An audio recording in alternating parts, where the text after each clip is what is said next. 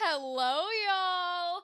Welcome to another live stream. How are we? How are we? We have passed 4th of July weekend, y'all. Do you feel very spirited? Very, I don't know what the word is. You can't really, in this country, it's a little hard in its current state to feel patriotic. So I don't know if I would use that word. But I think it's always fun to celebrate on holidays, even if you don't celebrate what they're for. You know what I mean? So, how was your weekend? How was the holiday? How did things go? It was pretty chill over here. I mean, there's been a bunch of fireworks since, well, before July 4th and, well, after. So, I mean, I'm sure there's even going to be fireworks tonight. I wouldn't be surprised if we start hearing them, through my windows or whatever the hell is going on because people love fireworks. There's like I don't know. I want to say, but like part of my brain wants to be like, it's this certain area thing, but I don't think it is. I think a lot of the country, regardless of where you're at, like fireworks.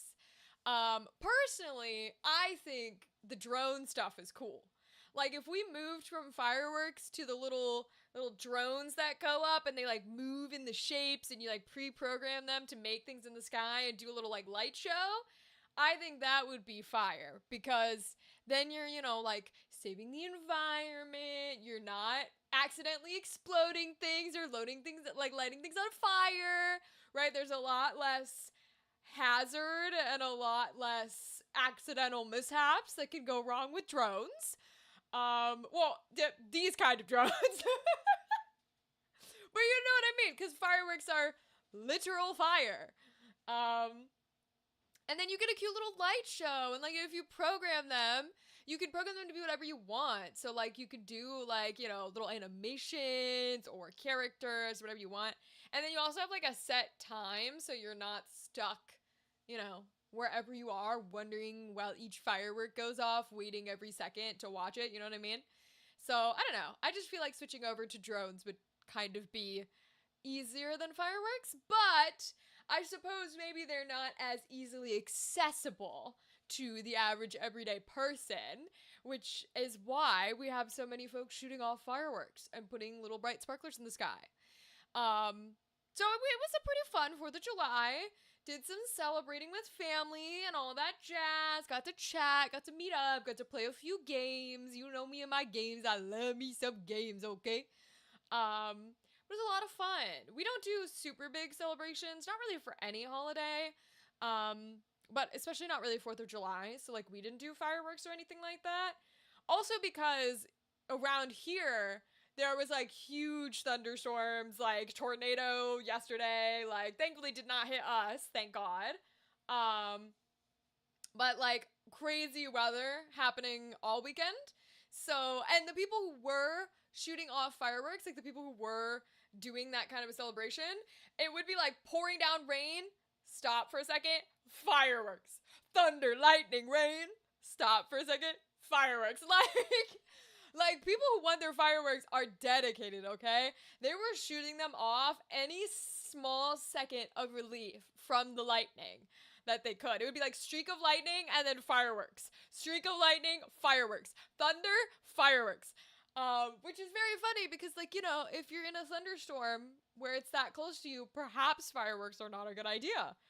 But you cannot convince the general public of that. They will, if they want fireworks, come hell, high water, or Dorothy herself, they will shoot them off. So that was interesting. It was fun being in like a car ride home where it was like, pouring rain, thundering. You see this beautiful streak of lightning. I love thunderstorms. I love rain. I love this kind of shit. So this is my ideal, right? I'm excited for the crazy weather over the weekend that we had. But I'm sitting in there, beautiful streaks of lightning, right? Rain everywhere, thunder pouring.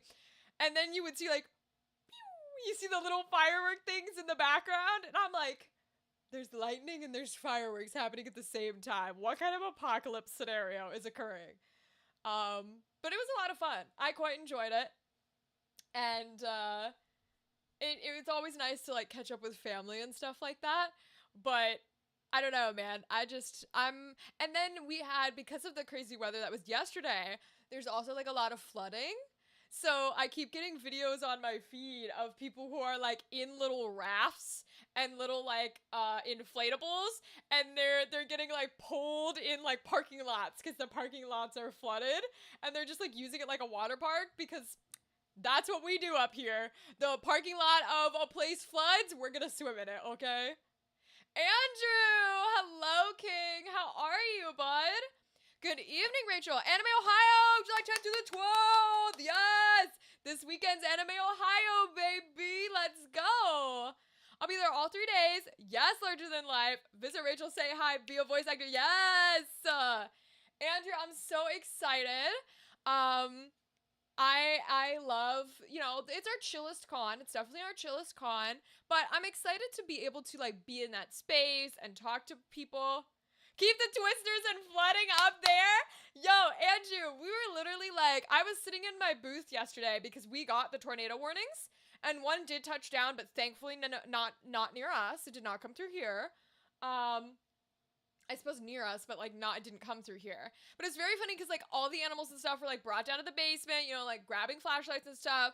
And I was just like, all right, I'm gonna sit in my booth for the next hour because ironically, that's probably the safest place to be besides like the cement walls that are in the basement. Like there's a little section of cement walls, which is probably safer. But other than that, my booth is tiny. It's fully like, outfitted for recording. So it was just me and my cat sitting in my booth, like playing Plants vs. Zombies on my phone for like an hour. And I was like, yeah, this is how life be sometimes. This is how life be. And then the flooding really didn't, we're not super near water, so it didn't matter so much for us. It definitely matters for like roads and like driving places, but I don't drive. I got nowhere to go, so it didn't matter to me in that angle. Your OG studio is a tornado bunker? You know what's so funny, Andrew? It occurred to me that I was like, so that one is genuinely like, no shit's coming through that. It's got a floor on it. Like that's probably, you're gonna be so fucking safe in that thing. The issue is, it is so big that we keep it in the garage. So you're playing with like 50-50 fate here of like, it is probably the safest thing in the entirety of the house, but it's also outside, which is like the one place you're not supposed to be in a tornado. So you're kind of like playing with fate, and you have to hope that Lady Luck, you're on her side and she's having a good night, because if a tornado comes through there, it's gonna destroy that garage. And it's hitting you, versus like in a house, it usually takes like the first floor. And you just kind of have to hope that nothing hits you in the head. But outside, you know what I mean? So like it's a bunker, but unfortunately it's a bunker above ground. So it's kind of like ooh, is she on my side today? And let me tell you, Lady Luck, not usually my friend. Okay, I don't know who she's for. Maybe she's a straight goddess, because she ain't mine, okay? Lady Luck is not my girl. I'm out here singing. I love Guys and Dolls, right? I like Guys and Dolls, let's be clear. But the Guys and Dolls version of "Luck be a lady tonight, luck be a luck if you've ever been a lady to begin with, luck be a lady tonight." I love the little Guys and Dolls version with the accents. I think she's tired of it. I think she's like, shut the hell up, stop singing the song, you're not on the guest list. So I try not to push her. I try not to poke her buttons. She don't always like me. She don't usually like me. 99.9% of the time she said no. And I went, okay. Every once in a while, Every once in a while, I feel like there are other influences going, Lady Luck, just sit your ass down, let her have this. And she's like, fine. But she don't usually like me, so I try not to push her buttons. I'm a little informal for her, let's put it that way. But yes, we are excited about Anime Ohio. The weather, I think, will, in theory, stay up here. That's, crossing fingers and stuff. But yeah, this weekend we're gonna be down there. And then Monday is my birthday, which is so fun. We're not gonna be streaming next week. So the Monday and the Wednesday, we will not be live. So we're not gonna have a little birthday celebration or anything like that. I have some family who want to do shit. I don't know. I don't know how to explain it. I don't celebrate. That's not a thing that I do. Like, I'll probably give myself a gift. You know what I mean? Like, but I do that often. I'm not one of those get it once a year. I'm like, girl, treat yourself type of energy. So we'll go and do shit. But it's very funny because Anime Ohio always ends up being on the birthday weekend, which because it was last year too, but 13th was during Anime Ohio because we would have been back one. So it's just very curious how that happens sometimes. Um, which, speaking of birthday gifts, you know what my brain wants to do and I know I shouldn't do and I'm not gonna. Okay, I'm not gonna waste the money. But I keep, as we get closer and closer to the premiere date, I keep getting the ads and the interviews and the TikToks and the shorts for Death Note the Musical, which premieres on July 31st at the Barbican Theater in London. And every fiber of my being is like, you are not spending $1,000 to go see a single show. You're not doing it, Rachel. You're gonna sit here and you're gonna wait. And you're not gonna go at all. You're just gonna have to hope that somebody films a bootleg and they're not gonna. And you're never gonna see it, and it's fine. And it's fine, everything's fine. Hope that it does well enough when it comes to New York City. But like, damn, do I wanna go. Every day I look at those flight tickets like, could I get there for under 1,000 today? could I make it for under 1,000? Cause you know I'll film everything. I can't go for the premiere anyways because I'm working Gen Con and premieres during Gen Con. But you know, like, I would film everything. I'd be that bitch in the airport who's like filming the whole flight. We'd get there. I'd film the whole walk through London. Hell, I would IRL live stream if I could figure it out. I would get to that theater. I would do all the shit. And then I'm parts of me that are like validating the no, you can't go, you're not fucking rich, is that when I've been listening to the interviews of the actor, they have changed the script and added / changed some of the songs. Now, the script and some of the music did need changing. There were parts of it that absolutely needed fixed and rewritten and redone. However, they've added characters, which is very bad for Death Note. Very, very, very bad. So I worry that it's gonna be hot fucking garbage. And at least if I don't spend $1,000 and it's hot fucking garbage, I didn't waste $1,000. You know what I mean? So, interesting stories. Look up the Walmart floaty. That next story: Marvel Rivals heroes are in swimsuit. Really, swimsuits and trunks. They make Captain America. Listen, all I have to say, Andrew, is equal gender jiggle physics. Thank you very much, okay? If you're gonna give the women titty physics, you gotta do the same for the men. That's all I'm saying. But wait, Marvel Rivals, is it for the summer? Marvel Rivals Heroes outfits. Hi, Ryden. How are you, King? Is it like summer outfits, Andrew? Because I believe you. And Andrew, the thing with like the stuff of people like floating around, they were doing that up here. They are. It is like a little summer thing. How cute. Oh yeah. Hell yeah. Okay. Equal opportunity gender physics. I love this. This is fire. Not the like unitard one. That's crazy. These are awesome. Is that Cloak and Dagger? Cloak and Dagger's a good group. That's funny for Cloak and Dagger. They look great. Hell yeah. I love that they make them all beefy too. They don't make anyone like crazy skinny. They make them all beefed up. Because they're superheroes. They should be crazy beefed up. Oh, Spider-Man looks great. Brianna, where they go? Probably under the thing with mine. And or under the thing with yours. Yes. Yes, Andrew. Yes, they are. Okay. Wait. I don't know how I feel about Daredevils. I don't know how I feel about Daredevils, man. There you go. Black Widows is fire. Okay, we love Black Widows. I love the chains. I love that she just fully has just a gun out. Just a fully a gun out. This is so cute. Spider-Man looks adorable. Like, Spider-Man shouldn't look sexy ever, I feel like. So he looks really cute with his little hat and his little slippers. He's got a little cute. Hey, TK! How are you, Queen? What's up? How's life? How are y'all? What's going on? We were just looking at, apparently for Marvel Rivals, they added swimsuits for the summer season. And they have equal opportunity all of their genders, so they all look sexy in swimsuits, which we appreciate. We appreciate very much. How's it going, TK? What were you up to? I saw you were live. I didn't see what you were playing. What were you playing? What were you doing on the live stream? How was a life? What were you doing for the life?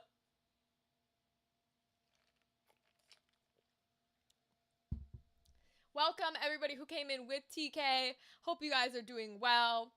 I don't think you need an introduction for me. I'm just a random punk bitch. We're gonna be finishing Directive 8020 tonight. I think we're gonna be finishing Directive 8020 tonight. I wore my butcher's necklace, my beautiful butcher's necklace from Spear Halloween. It's a little broken, but that's okay. Because we will probably get many characters killed, so we'll see how it goes. Trying to do my Legend in the Mist homework. I broke my PC. Oh no! You broke it? How bad? What do you mean by broke, TK? I heard the controversy towards Captain America having a swimsuit, and I just laugh at people complaining because they're same people playing female characters in swimsuits. Yes, Mirrodin! Mirrodin, you're correct. And that's exactly what Andrew and I were talking about. Was we approve equal opportunity gender physics, okay? If my titties be moving, my dicky better be too, okay? That's all I'm saying. That's all I'm saying. As someone with flat bazongas whose titties do not move, I expect equal opportunity gender jiggle physics. Thank you. Oh, really, Andrew? That's hysterical. You know what's so funny is I don't say no to a lot of like the cookies things. You know, on websites when they like want your information for like cookies and stuff. I just say, sure, take whatever. And so it's very funny because I will get more like Tampax and all that stuff ads than other people. Like they're like, oh, you are women, Tampax ad. And I always sit there and I go, do I think this was made by a woman? And then I try to determine if the ad was made by a woman or not. My player character on Foundry? Oh, you broke your, I see, you broke your PCs and broke your player character. Legend, wait, so TK, when you say broke, do you mean like you did it in a way where, you know, like his abilities make him like overpowered? Or do you mean like you were trying to create a character and like you fucked it up? What do you mean then? Alex! Big hugs to you, Alex! How are you, bud? How's the life, King? How's it going? How was your 4th of July? How was everybody's 4th of July? I'm assuming, like, maybe we're firework people, maybe we're not. But because you don't have to celebrate America to just celebrate. So, yes, fucked it up. Oh, no. Oh no, what did you do, TK? TK, what did you do? What? So I don't know Legend in the Mist. So is it a D&D thing? Or is it like a separate TTRPG? Are you just bad with technology? Or did you really... Son of Oak Game Studio. You play humble villagers or renowned explorers.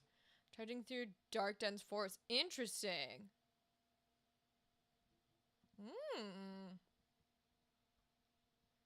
I think as a Brit, me celebrating the 4th is something completely different. Hey, but let's be clear though, Mirrodin, you celebrating the 4th is still celebration. And frankly, I think a lot of us over here agree with you. If you're celebrating the 4th, it's a thank God these fuckers aren't attached to us anymore. And you know what? I wish I could be there with you. I wish I could, my guy. I wish I could. Unfortunately, I'm here, and I'm a U.S. citizen. For now, at least. A separate TTRPG. Oh, interesting. Well, okay, so Foundry I know can be a little tricky to work with, but was it you fucking it up, or was it like they didn't implement it correctly? Oh, I deleted a card and couldn't add a new one, so IDK. Oh no!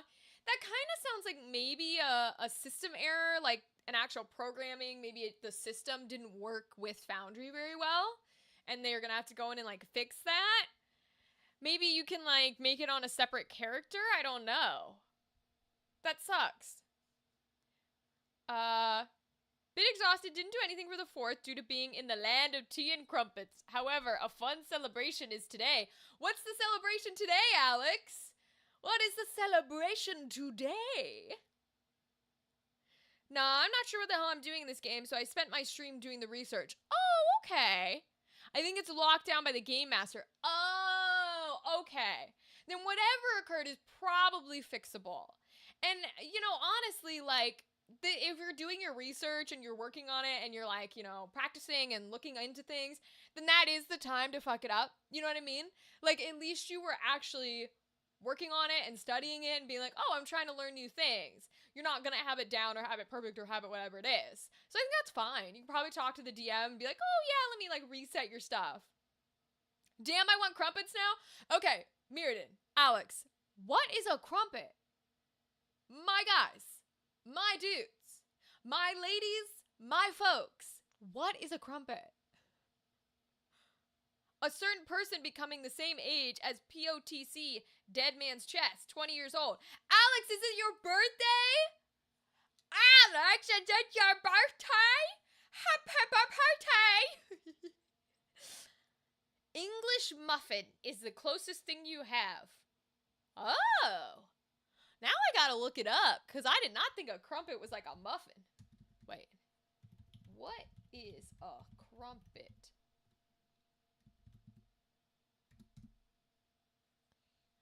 Trying to explain to a non-Brit what a crumpet is.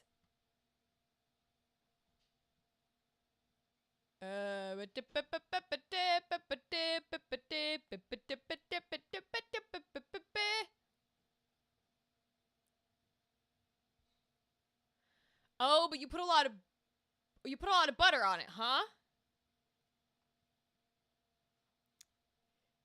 Okay.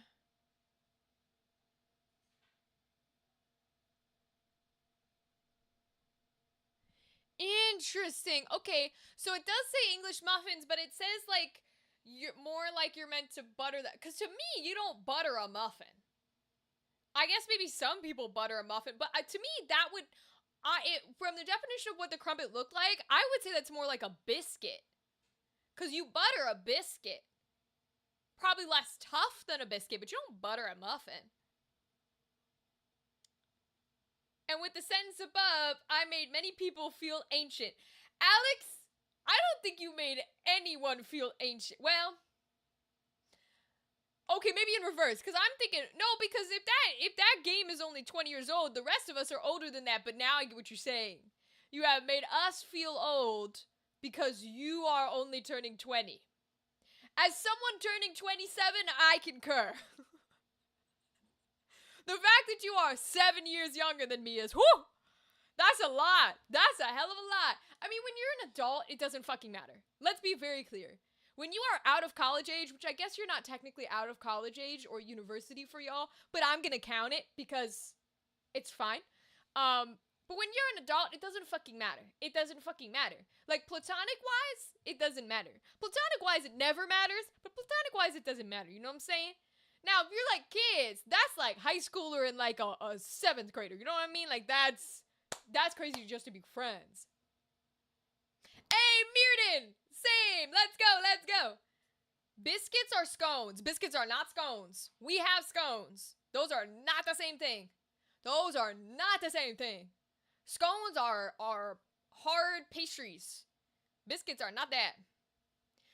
If Death Note the musical is garbage, maybe it will be electrifying. Andrew, I will beat you. Andrew, do not spew grease in my chat. How dare you blaspheme? Fun fact, typically you'd put butter on the whole side so they absorb a lot of butter. However, I like to butter the flat side. I support you. POTC is Pirates of the Caribbean, Dead Man's Chest, the movie. Huh. So that came out when I was 7? Damn. I guess I do feel a little old. Biscuits and gravy when Brits try them. You're welcome. Who hurt you? Texture thing? Listen, no. Because, because you guys don't call our biscuits biscuits. That might be why you think a biscuit is a scone.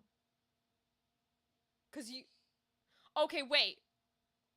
So, biscuits over here, when I say biscuit, I mean like a southern biscuit.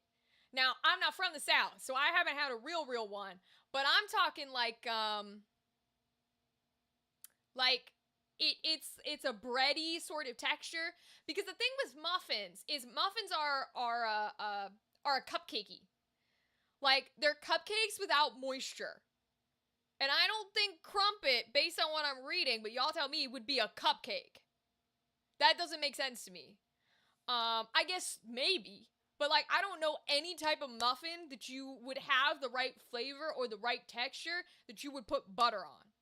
A biscuit, you would whack some butter on it. You know what I mean? Oh, no, our equivalent of your biscuit is a scone. But yes, biscuits to us are cookies, but to you, cookies and biscuits are different to us. Oh, Meredith, okay. Thank you. Thank you for clarifying. I understand what you're saying now. Okay, yes, because scone, we do have scones over here. But yeah, we have scone, biscuit, cookie as like 3 separate things. Your guys' biscuits are our cookies. And then your scones, so what are our scones for you?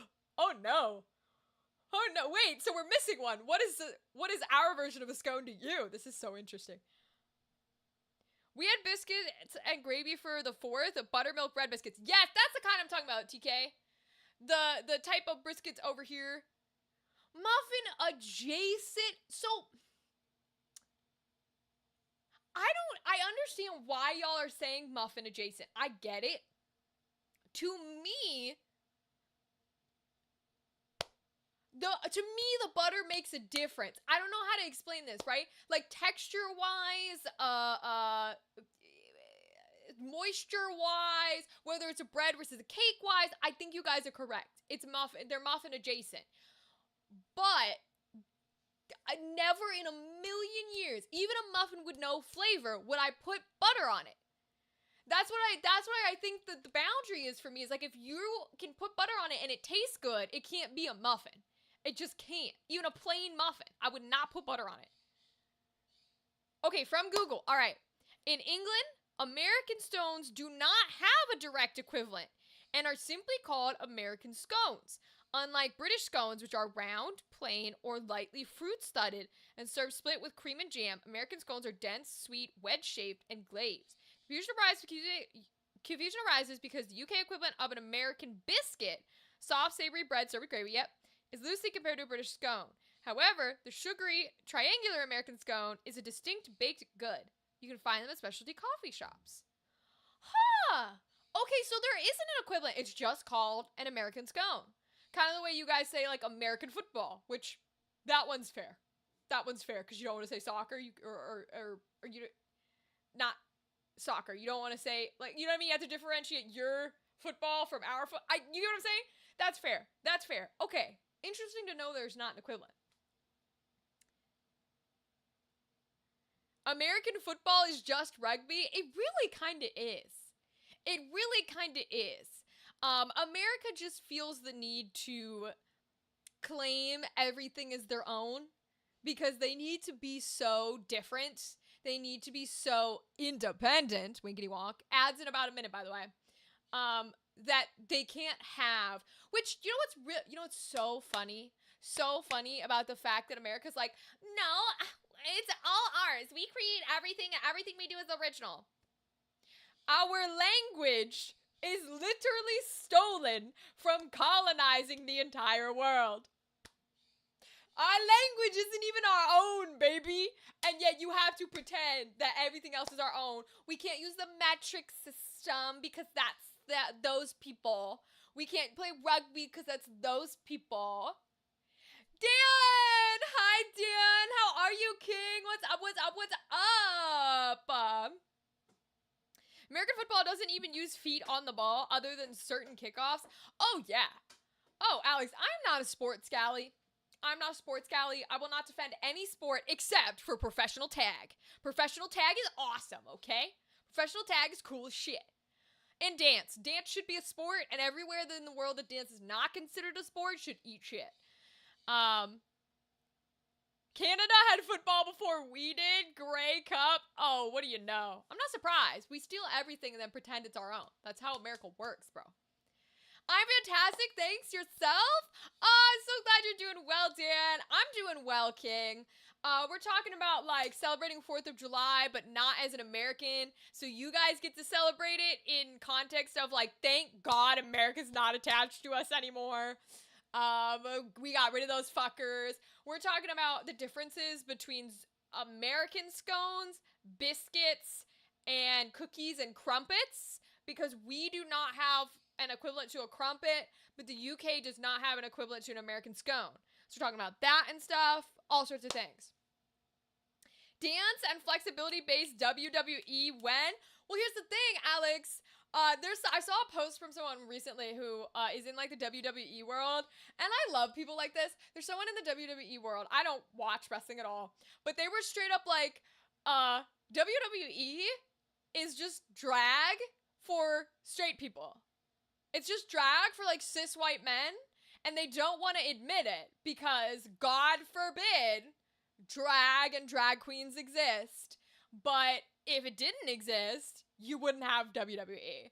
Like, God forbid, they don't want so much toxic masculinity that they refuse to engage in anything like that, and they need to have their one thing that is so manly, people beating each other up.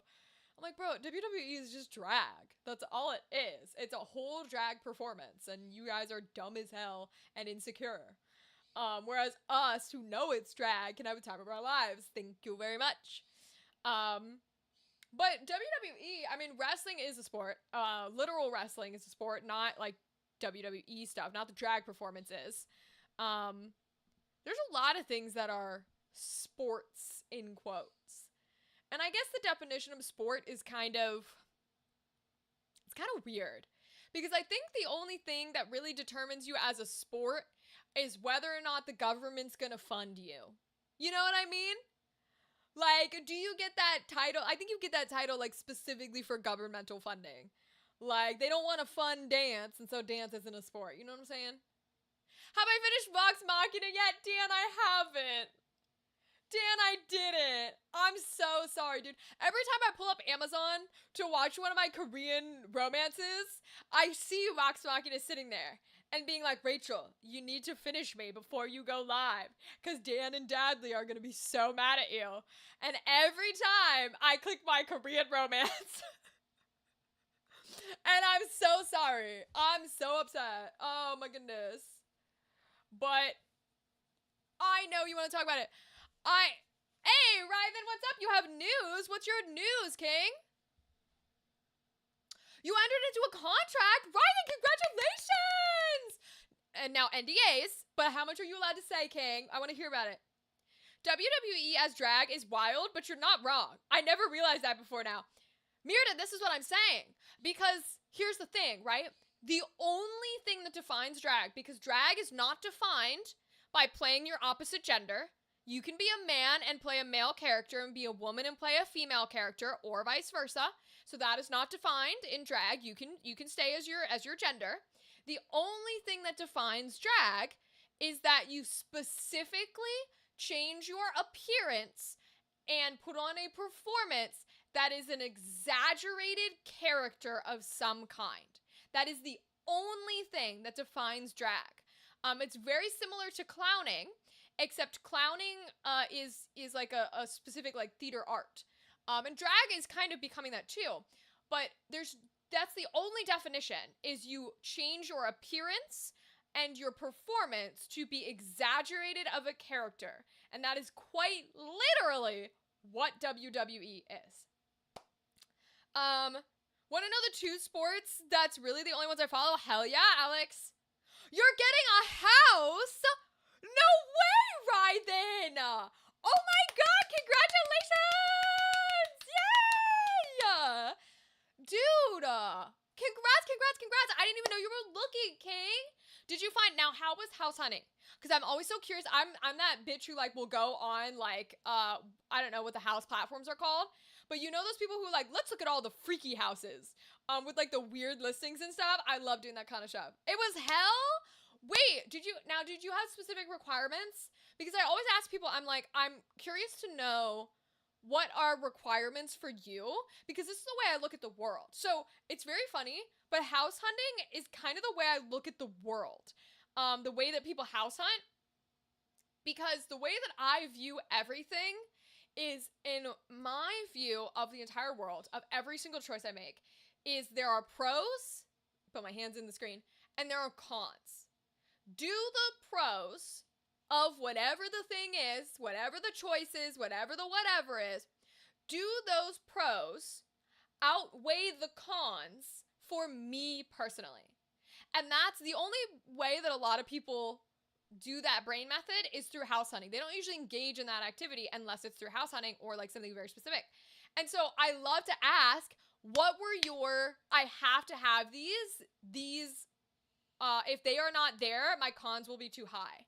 Like, what are your must-haves? Dan is not sleeping. TK, don't let Dan fool you. Dan is not losing his streak. He has like a 19-20 stream streak on here, okay? He's not losing that streak. He's in the lead. We looked at 30 plus houses and we wanted 3 to 4 bedrooms. 30 is not that many. That's a lot, but there are people I know who got to hundreds. But it also depends on how long you're looking and how specific you are. You know what I mean? But 30 is not too bad. 30 is actually really not that bad to find ones that you like. 3 to 4 bedrooms. That's fair. Was that your only must-have? Like, you didn't care about layout, whether things are an open plan, how big's your kitchen, do you have a living room? Did you care about having a second story versus a first story, like ranch style? A yard, a fence, do you want a pool? Do you have anything like that? Like a patio, a garage? It's always so interesting to me where I'm like, we have to have these things and don't have to do these things. Because I never plan on getting a house. I'm going to be very clear. I never plan on getting a house, or if I do, it's going to be when I have fucking bajillion dollars and I can just get a little baby tiny house and barely be in there ever and not have to worry about it. But I don't ever, you know what I mean? I have no place I want to settle. So house hunting is very interesting to me because I don't have those things where I'm like, if I ever did settle, I would want very, very specific things that I would never get. So primary bedroom, craft room, office, and D&D space. Let's go, D&D space. Let's go. Preference is 1 story and a garage is important. Okay, preference 1 story. That's so interesting to me because I know a lot of people who prefer the 2 stories. Or, now some people don't, this isn't technically 2 story. If they're doing 1 story, then they want a basement. You know what I mean? They get 2 levels, but it doesn't necessarily have to be flat and upstairs. It could be ground level and basement. So I know a lot of folks are like, I'd rather have 1 ground level and then a finished basement or a full basement or whatever it is. Versus the people who want the 2 stories. Now, personally, I've always been a fan of a 2-story house, a multiple story house. I didn't want a 2-story with cats and a ferret. That's fair. That's completely and totally fair. When I was a little kid, I lived in a ranch house. And it was perfectly fine. I have no issues with flat, and it didn't have a basement or anything. It was just a straight ranch house. And I have no issues with like flat houses, ground levels. I currently live in a basement, right? None of that bothers me. And I totally get not wanting 2 stories when you have the cats and everything. That makes a lot of sense. I'm also not walking up and down stairs to do laundry. Okay, you bring up a really funny point, Rylan, because when I talk to anybody about this, this is a huge point. I don't know if you know, this is a huge point. When I talk to anybody about houses and getting a house and doing all this houses stuff, the biggest reason that 99.9% of people say they do not want a 2-story house is literally because they don't want to have to walk up and down the stairs to do the laundry. Now, in our situation, since we have a basement, laundry's in the basement, right? You're gonna have to walk up and down the stairs whether you like it or not. But 90% of houses in the UK are 2 stories. I noticed that when I was at least a little, I wasn't everywhere, but in the England territory, you guys had a lot of 2 stories. Well, because I don't think you guys really do basements, right, Mirrodin? Do you guys do basements over there? I don't recall seeing it, but I guess you wouldn't see a basement, would you? Object permanence is also a thing. If I spend time on one floor, the other one does not exist for me. Okay, that's interesting. That's a take I've not heard. Rylan, can you expand on that? I've not heard that before, and I don't think I've experienced that. Mirrodin, you say not really, not that I know of anyway, for UK places that have basements. Yeah, that's why I think most UK places are 2-story. It's because you guys don't have the underground level. A lot of places in the US have a basement. And if they don't have a basement, they'll have an attic, like a fully livable attic, but that's way less likely than a basement. A lot of places here have a basement, regardless of where you, what's really surprising, regardless of where you live. Now, there are certain states, right? Like if you're in a state that gets like right up next to the water or something, you might not have a basement because it's probably way more likely to be flooded, right? Or you might not have a basement because there might be so many tornadoes or hurricanes or floods that your house needs to be on stilts, right? So if you're having floods all the time and hurricanes and shit, then your house needs to be on stilts. You're not gonna have a basement. Yeah, the Midwest has basements because of tornadoes. So we get a lot of good chunk of tornadoes in the Midwest. So basements are the safest place to be. And also in a space like this, suburbia is like the majority. It's suburbia or it's farmland. So farmland generally may or may not have a basement, but that's where ranch style house comes from, is you either get the big 2 stories or you get the completely flat house without the basement because it's a farmland house.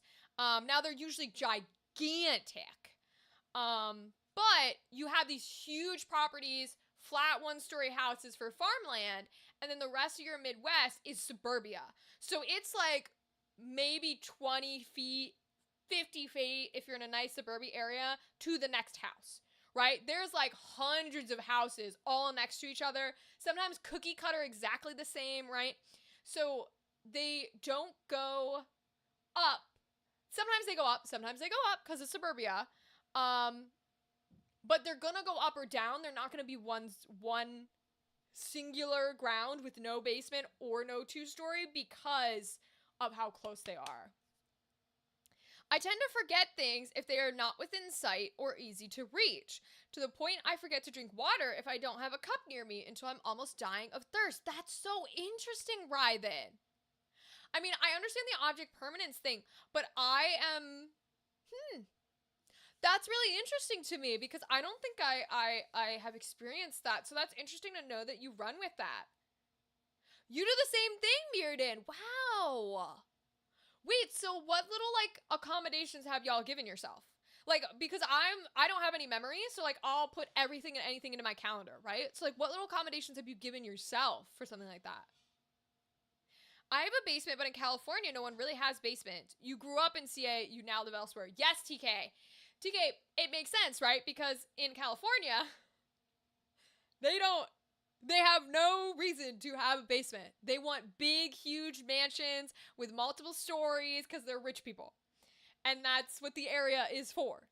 That's like in Florida, you're not really, like on the coast, you're not going to find a basement. You're going to find a lot of houses on stilts because when the water comes in, you're going to drown. Like, whole thing's gonna be flooded, my guy. So it's definitely like different areas will have like different accommodations, you know, like areas like those won't have basements and stuff. And ranch houses will be in different areas and 2 stories will be in different areas. But I do think basements in general are a very American thing. Like, I think it's a very, obviously other countries have them, but they tend to be very, very solidified over here. Yes, I'm aware. We live in America, dude. What? What are you talking about, Brianna? I regularly walk around the house to see if I forgot to put something away. Oh, interesting, Rythan. So you're doing like loops. That's very intriguing. I have often found, yes, Brianna, I know. I do live in a basement.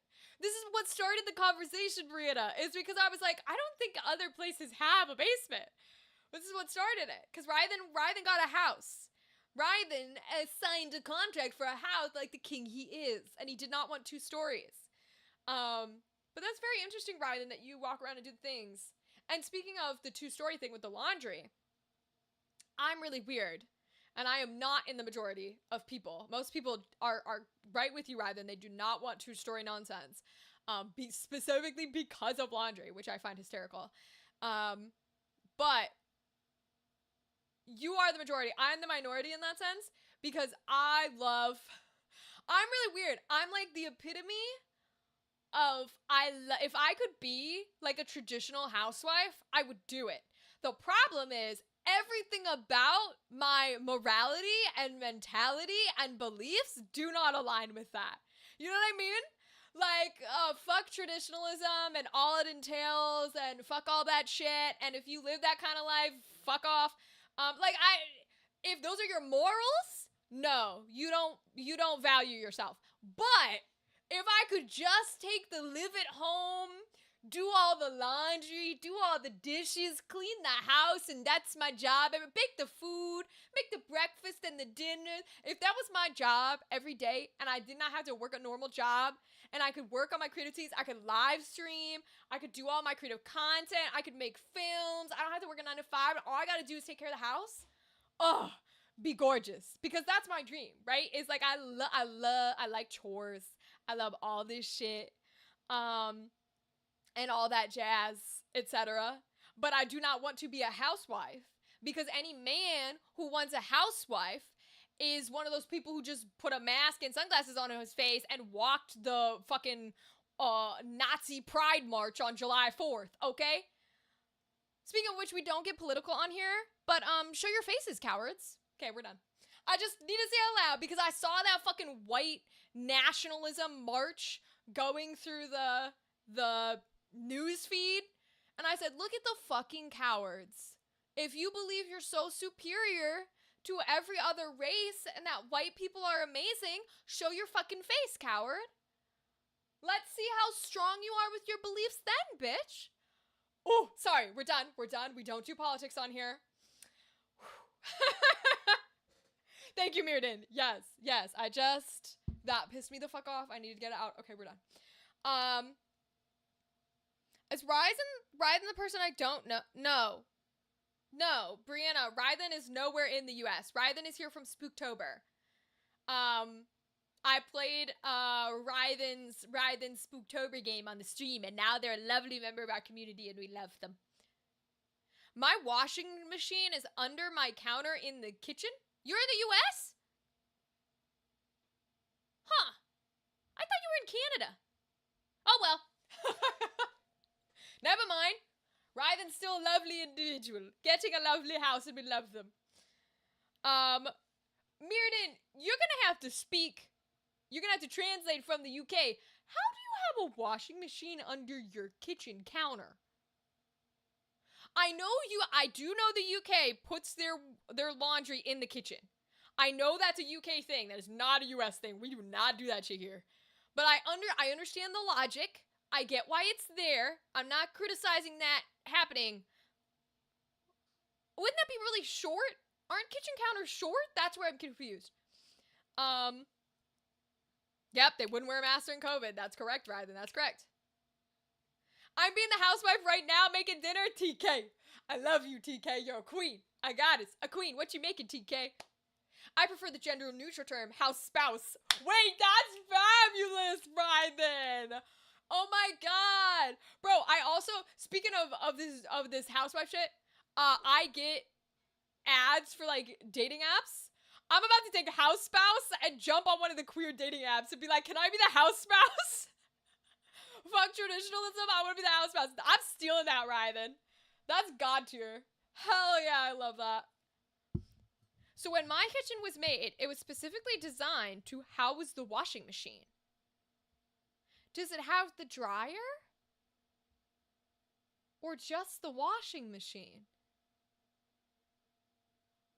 Wait, I'm more confused. I'm more confused. You don't have a dryer at all? What do you do? Do you like, huh? Is it like you like having your live-in pet maid? I am a live-in maid. Thank you very much. I love it. You have a clothes horse? What is a clothes horse? What the fuck? You're about to make me Google. What the fuck is a clothes horse?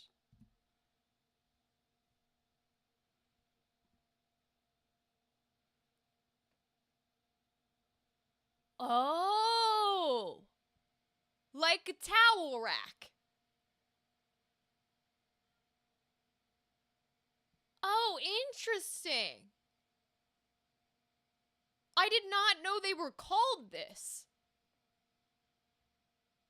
And you just set them out to dry? How you went to Google like I did? That's funny. I mean, I had to. I was like, wait, how long do they take to dry?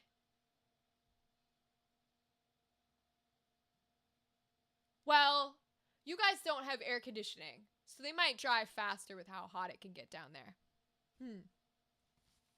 Interesting. I've seen these before. I never knew they were called that, and I never knew it was like anything more than a towel rack. I didn't realize it was literally to dry clothes. Couple of hours. Wow.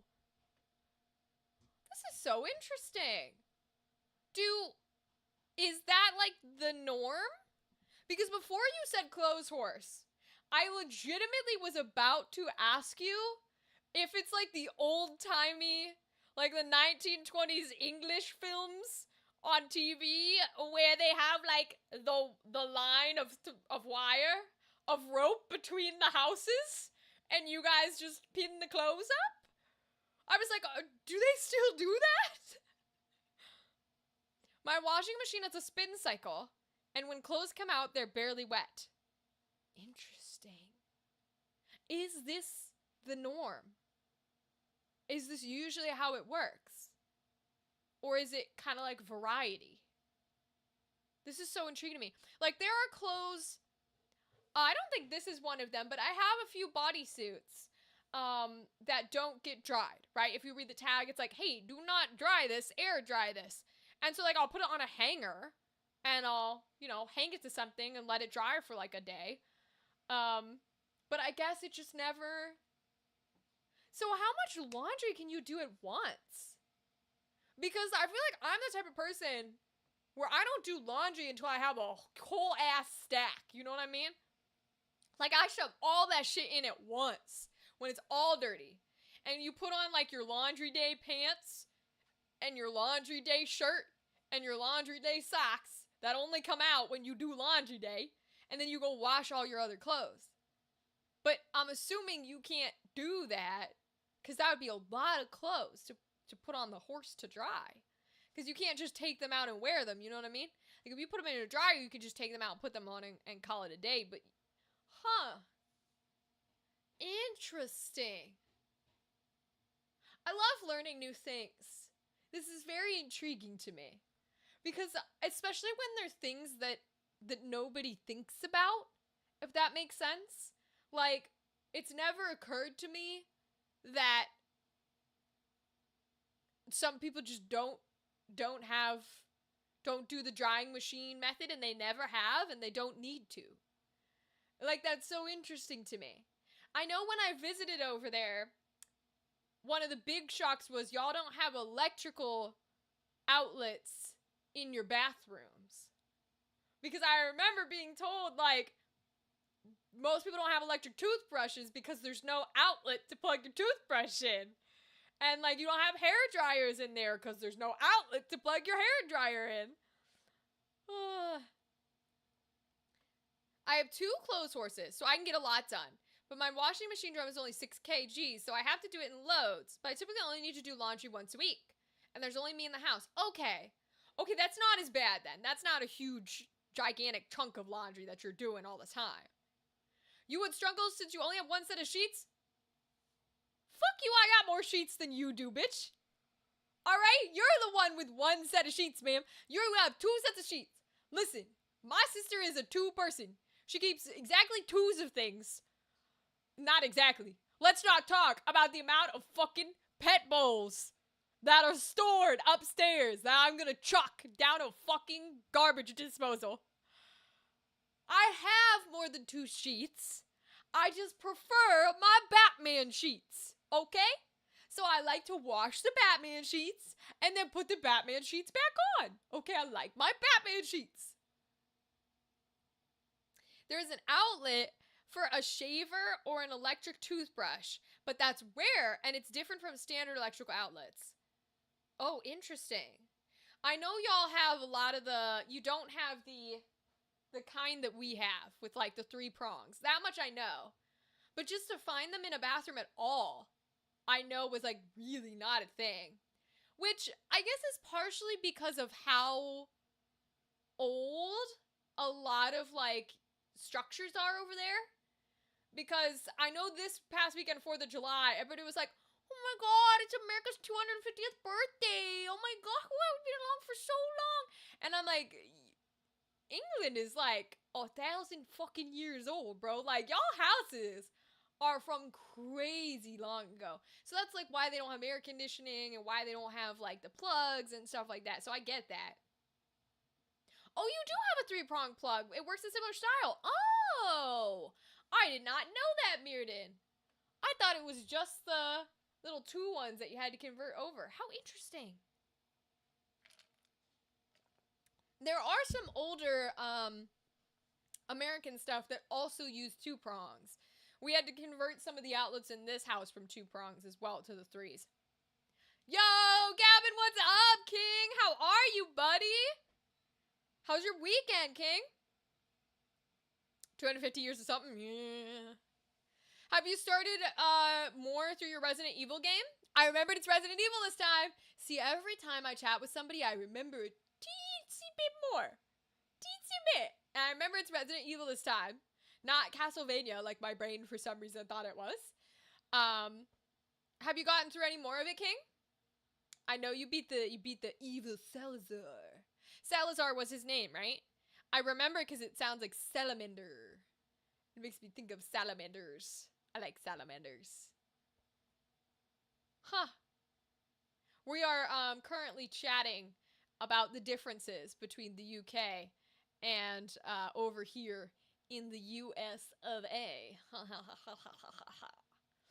Although we have not been the US part of the A in a long time.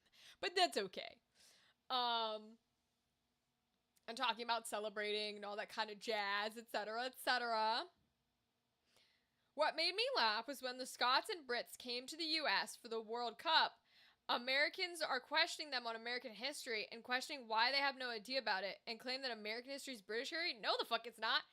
American history is a blip in the history of Britain, and Britain has had countless wars of independence. Yeah, Mirrodin, when Scots and Brits came for the World Cup, I was on the other end of it, where I was laughing my ass off because all of the Scottish people were drinking the bars out of alcohol. They were literally like, there were several bars that fully had to close down because the Scottish people drank all their liquor.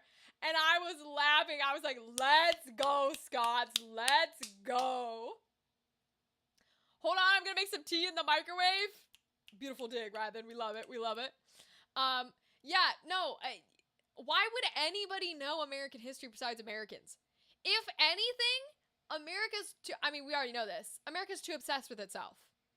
Like, we already don't teach our history correctly, let alone it's the only history we teach. Like, we should be learning other people's histories. The way that countries we have invaded and colonized are forced to learn English, we should be learning other languages and other fucking countries' history, but whatever.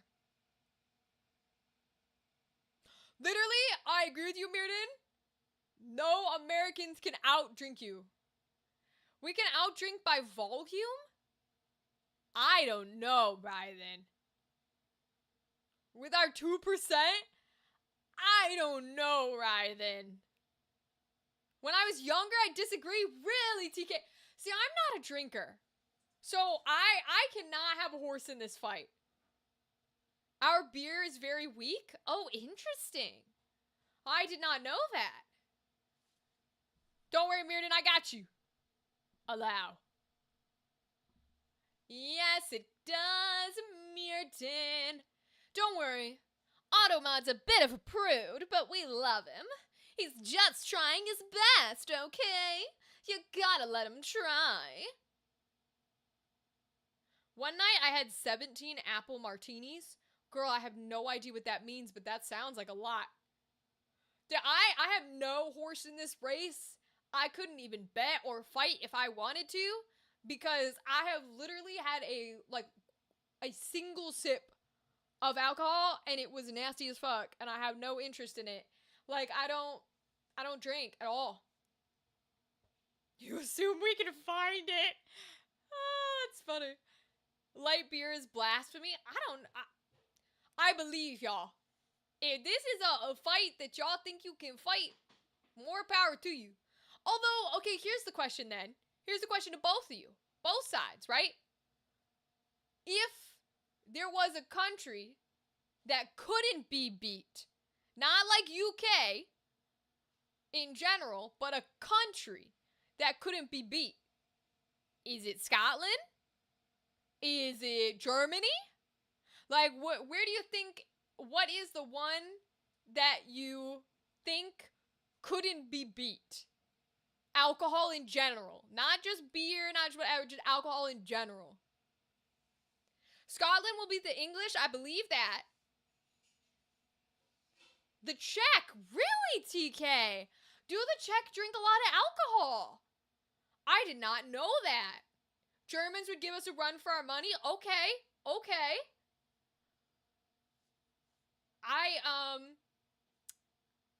A part of me wonders, because they're not necessarily known for it because of, I think, the type of alcohol they drink, but a part of me wonders if any of if Japan could do it. They drink a different type of alcohol, but they're well known for, like, their people who get sloppy drunk. But I don't know if that's enough. You know what I mean? Like, they drink a lot, but we're not talking handle our alcohol. Let's be clear. In my opinion, outdrink does not mean you're able to handle it. It just means you can outdrink. Or are we talking handle it? Czechs have the best beer? Yes, Japan's known for sake. Well, that's the thing, right? If it's not just beer, then what would it be? Korea has soju. This is true. Oh, for us it's both. Interesting. So when you say outdrink, you do partially mean drink and handle it. Oh, interesting. I did not know that that was a part of it. Okay, that's good, because that does change the conversation. That does change the conversation. Most of us can. That's fair, right? We're doing a generalization here. I've not tried Czech beer. I don't know. Must be good, though, if people are loving Czech beer. That definitely changes the conversation, though, because it would, of course, depend on the alcohol, but it would also depend, I think handling changes it, because it would depend on what level of handle. Like, does handle mean that you're still functioning? Or does handle mean that, like, you're still in your right mind? Because there are some Southerners, man. There are some Southerners that, like, don't drink water. All they drink is alcohol. So, like, could they handle it? Yeah, they'd probably come pretty close. I just think the majority of our country can't, right? But, like, there's a lot of people in the South who probably could. A lot of people in the South who'd be up there with the Scots and the Germans.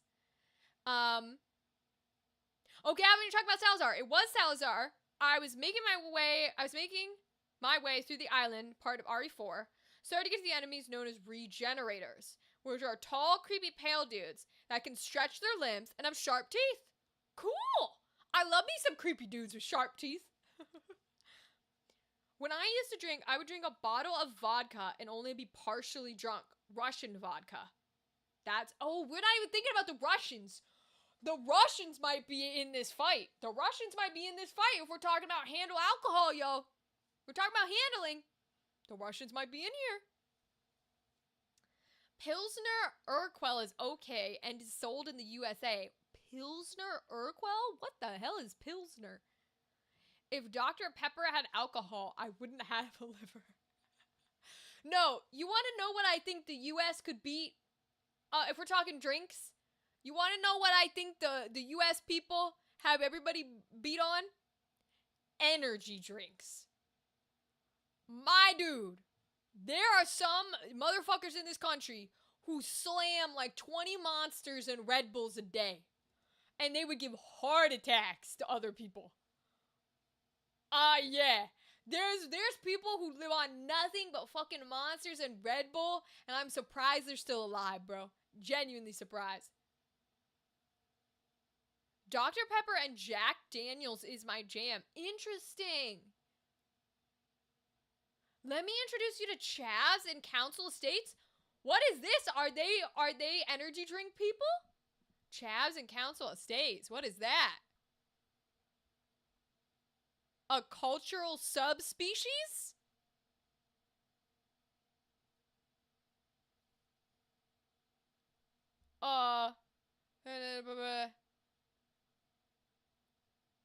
They live on Monster. Interesting. It's like a little subculture inside of the UK. That's so interesting. It's like the what's the term? Is it gaijin in Japan? There's a term for like the women who dress up like the New Jersey girls. It's like that. Valid for the energy drinks, yeah. In the 2000s, Red Bull and vodka was killing people. I'm not surprised. Bro, there was that whole, a couple years ago, there was that whole scandal about the Starbucks drink, or the Panera drink, whatever it was, that killed some girl with a heart problem because they didn't disclose how much caffeine was in the drink. And she had, like, heart arrhythmia or whatever. And since they didn't say how much caffeine was in it, she was like, oh, I'm gonna try this new drink. And then it fucking killed her. Which, like, look out for your own, but also disclose how much caffeine's in your drink. I don't know. Well, you're mixing a stimulant and a depressant. Oh, with Red Bull and vodka? See, I don't know nothing about that shit. Thank God I'm not on any sort of meds. I don't know. I don't know anything about mixing. The only thing I know not to do is don't mix bleach with shit or you'll get ammonia and you'll kill everybody in the house. That's the only thing I know to do because I clean shit. So I know, hey, don't mix cleaning products together or you'll kill every living thing in the vicinity. You'll make a whole ass hydrogen bomb. Okay? Cleaning chemicals that you can buy off the shelf, if you start mixing that shit, you will blow up your entire house. Not a joke. You will.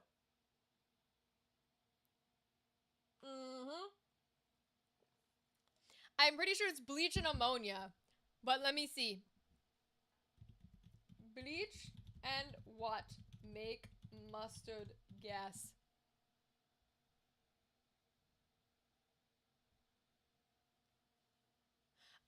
Bleach and vinegar makes chlorine gas. Okay, that to kill you. Bleach and ammonia makes chloramine, which is very close to that. Bleach and alcohol is chloroform, which is how you night people in the movies when you kidnap them. And vinegar and hydrogen peroxide is just very corrosive, so you'll acid all your skin off. Maybe don't Google it, you'll end up on a watch list. I should already be on one, let's be very clear. I've Googled way worse, my guy. Way worse. If they wanted to pick me up by now, they would have. Yes. So basically, there are 4 chemicals. 4, 1, 2, 3, 4. There are 5. Basically, and let's be double clear, since we're hating on the U.S. for the July 4th weekend. Even if they should put me on a watch list and pick me up, they wouldn't, because there are so many signs for the people who actually do this kind of shit, and they still don't get to them before they do it. There you go. Vinegar and hydrogen peroxide, that's an acid and a base. So basically, there's 5 chemicals that you should never mix together. Oh, I have makeup on my hand. There's 5 chemicals that you should never... over here. This is the only hand I have with 5 fingers, so I have to go all the way over here, okay? This one I can't do it. Okay, I gotta go over here and cross my whole ass fucking body. 5 chemicals. Bleach, ammonia, hydrogen peroxide, rubbing alcohol, and vinegar are the 5 chemicals you never mix with anything ever. Don't mix vinegar. That's why when people are like, put some vinegar on your clothes and scrub some vinegar in to wash the stain out. Girl? Okay. What chemical are you putting in when you put it in the washing machine? You just mix that with vinegar. I hope you know what the fuck you doing. Yeah, don't do that shit. Don't do that shit. Now, white vinegar, apple cider vinegar, there are different types of vinegar, but you don't mix those. Oh, the cup update, USA 1 and BEL. What's BEL? Is it Belarus? USA's winning, huh? Thank you for the sports update, TK. Thank you for your local sports update. I know if you're here with us in the live stream, you care about your local sports. Besides the fact that I clean, the reason that I know about not mixing these chemicals together is because if you have cats, you clean litter boxes, right? So if you ever go to clean your litter box, I'm talking full scrub. You dump everything out and you're going to clean the whole litter box. Never, ever, ever, ever, ever use bleach in a litter box. This is how I know about how you don't mix bleach with stuff. Because what you're doing, if you use bleach to clean a litter box, what you're doing is mixing bleach and, wait for it, what's in pee-pee? What's in pee-pee? That's right, ding, ding, ding, good job. Ammonia. You're mixing bleach and ammonia from the pee-pee of the kitties, and you're gonna fucking kill yourself. So do not put bleach in a litter box. That's the reason why I know not to mix these chemicals together. That is why.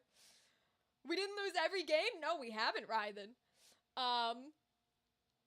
And then vinegar's a little bit less crazy. Rubbing alcohol is probably the least crazy. You shouldn't mix alcohol in general, but rubbing alcohol is more likely to be in an acid or light a fire. It's not necessarily gonna go it could go kaboom, but not usually with household cleaning products. More than likely, it's not gonna do that. Your household cleaning products don't usually go kaboom.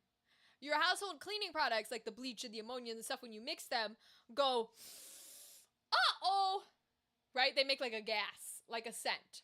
Or you acidify yourself. Because, in all the movies, when they put the bodies, the corpses, in an acid bath, hydrogen peroxide, bleach, that's what you're doing.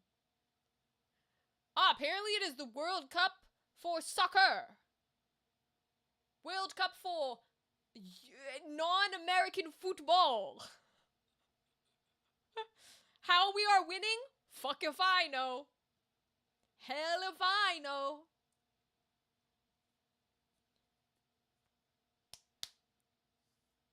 I'm surprised that those are the two teams that are in the...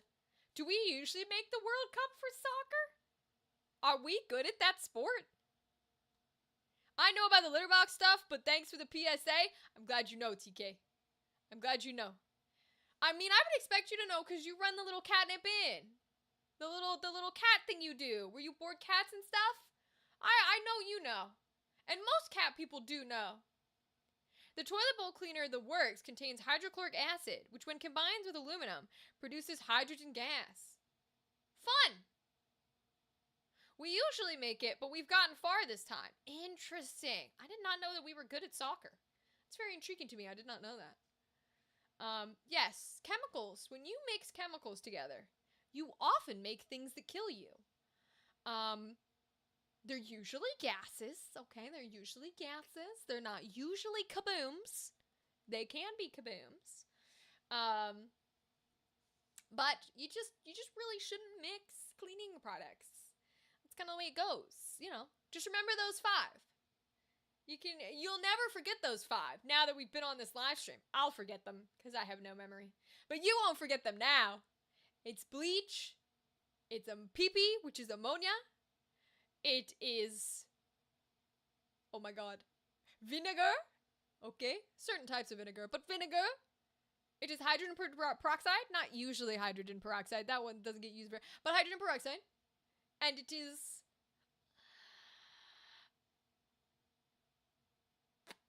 what's the last one? Oh no. Oh no, I've forgotten already. Bleach, ammonia. Oh, it's rubbing alcohol. It is usually hydrogen peroxide. It's not usually rubbing alcohol. There we go. We haven't really been until this cup. We're in the final 16 now. Oh. Come on, peeps. We call it soccer. You should be mopping the floor with us. Literally. Andrew, the fact that you jump into my chat to blaspheme with Grease songs is crazy work. Crazy work. You lurk until you have a second to blaspheme. I cannot believe you blaspheme in my chat of fucking John Travolta. John goddamn Travolta. Listen, the only thing he's ever been good for is, I got chills, they're multiplying. That's all he's ever been able to do. And even then, he does not hit the as cool as he could. Okay? I can do a better than that. Hannah moves. Get his name out of your mouth? No way. TK, are you a John Travolta truther? Oh my god. Is this another fight we're gonna have? So, okay, for those who don't know what I'm talking about, we talked about musicals for the entirety of a stream last week. And musicals that I hate. I hate Grease. I hate Grease. I hate Grease 2. I hate all things Grease. And so Andrew's coming in here talking about Grease. Yeah, shenanigans anime, and bringing up Grease songs. Because I hate Grease, the musical. Is this about to become another, like, Pop-Tart debate? Because as far as I'm concerned, the only argument that we have ever had in this community is on Pop-Tarts. It is the only one. Is Grease about to become number 2? I swear to God. On a side note, I watched part of K-Pop Demon Hunters. Rylan, you did more than me. I have not been able to sit down for K-Pop Demon Hunters. I don't think it's gonna be my thing. I don't know, man. Scientology? Boo, Scientology. Boo! Show your face, cowards. There's a second Grease movie? Unfortunately, there is. Unfortunately, there is. But see, Little Shop of Horrors I like, Andrew. Little Shop of Horrors I like. Little Shop of Horrors is fantastic, okay? That was one of my liked ones because we love Suddenly Seymour. We just specifically think Audrey needs to be the voice style that goes, Suddenly Seymour, standing beside me, don't need no makeup, don't condescend. Like, you have to do it that way. You have to do it that way. And if you don't play Audrey like that, you're incorrect. That's just how it works. Now, the dentist, you can do however you want. Audrey, too, you can do however you want. The main dude, Seymour. Wow, can't believe I never remember his name, and the song's literally called Suddenly Seymour. You can do however you want. It's just Audrey, you have to specifically do with the nasal, or I think you're wrong and incorrect. And that's just my personal opinion.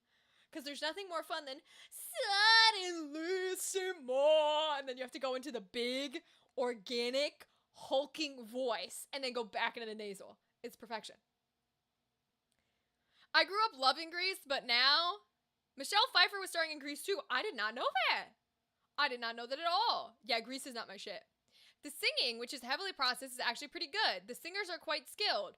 Oh, and K-pop Demon Hunters? So that's the thing, is I know the music's good, right? I've heard a little bit of the Golden Song. I know the singers are good. I hear that it's well written, it's beautifully animated, etc. It's just not my genre. So, like, I'm sure I'll enjoy watching it, but the thing is, watching that movie will not be different than, like, me watching Encanto. I'm gonna go, damn, Lin-Manuel Miranda's good with music. And every once in a while, when Surface Pressure or We Don't Talk About Bruno comes on, I'm gonna go, we don't talk about Bruno. This is a good song. I'm never gonna rewatch it. I'm never gonna listen to it all the time. Like, it's just not my thing. So it's one of those things where, like, yeah, I could watch it, but it doesn't enhance my life. I don't know. I don't think it will, anyways. But no hate. I hear it's fantastic.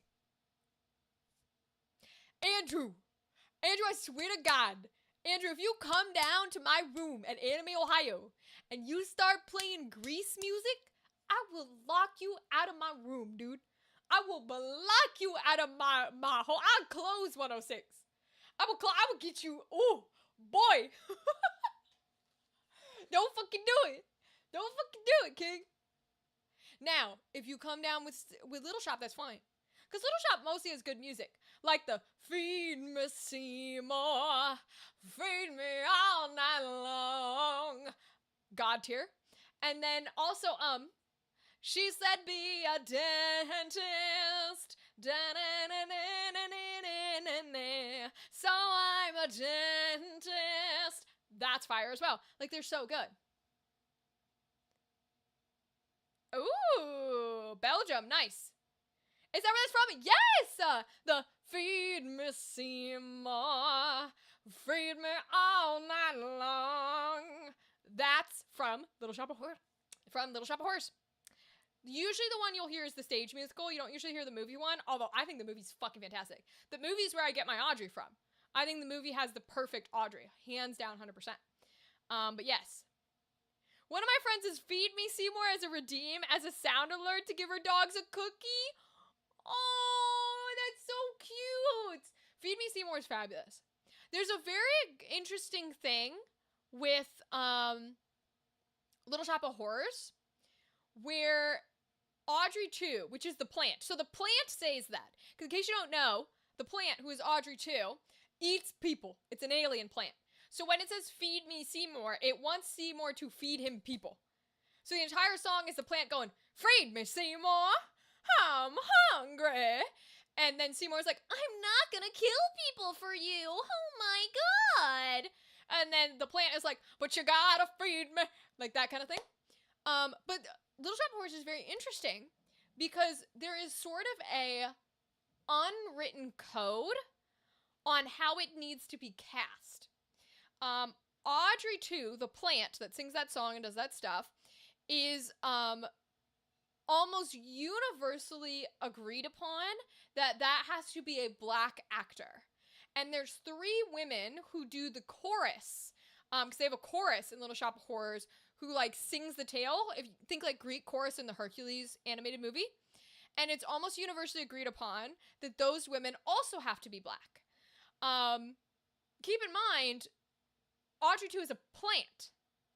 But there's something in, like, the cultural aspect of the type of song and the voice they're looking for and the way it was traditionally done that it's sort of like an unspoken code of how to cast the show.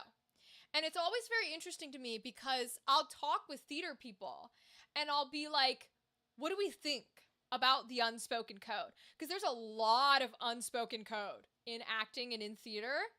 And I'm always curious what people's thoughts and opinions are on them. I can't speak to it. That's not my place to speak to it. Can I say there are so many roles that I would love to play, but I should not be cast as? Yes. Is he probably one of them? Yes. But there's also characters like Quasimodo. Quasimodo's like one of my dream roles, the Quasimodo on stage, and I will never be able to play him because he should be played by a deaf actor. Now, could I play the gargoyle that sings for him? Yes. And I could probably be happy and satisfied for that. But like, it's one of those things where it's always interesting to me where that kind of stuff lies and how we navigate it. Sorry, just a little tidbit, but I thought it was very cool. Make a Death Note plushie sing Grease Lightning? Never. Waffles are up 1-0 because Belgium's up 1-0. God tier, God tier. I also know Belgium only for their waffles. This is true. I know nothing else about Belgium except their waffles.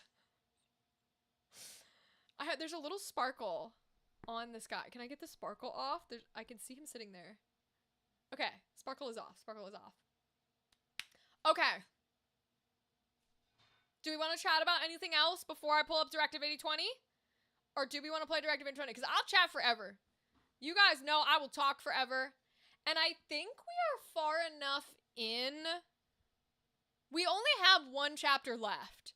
So, like, we can play it on Wednesday if we need to. But Poirot is Belgian? Poirot is Belgian? Mr. Poirot is not France. He is Belgian. I did not know that. I thought he was French. French. Are you sure he's not French? Or does Belgium have French things in them? Because I fucking love Mr. Poirot. That's an accent I can't do. I've never been able to do a French accent, man. I can speak some amount of French, and I've never been able to do a French accent. Hence why I don't speak French.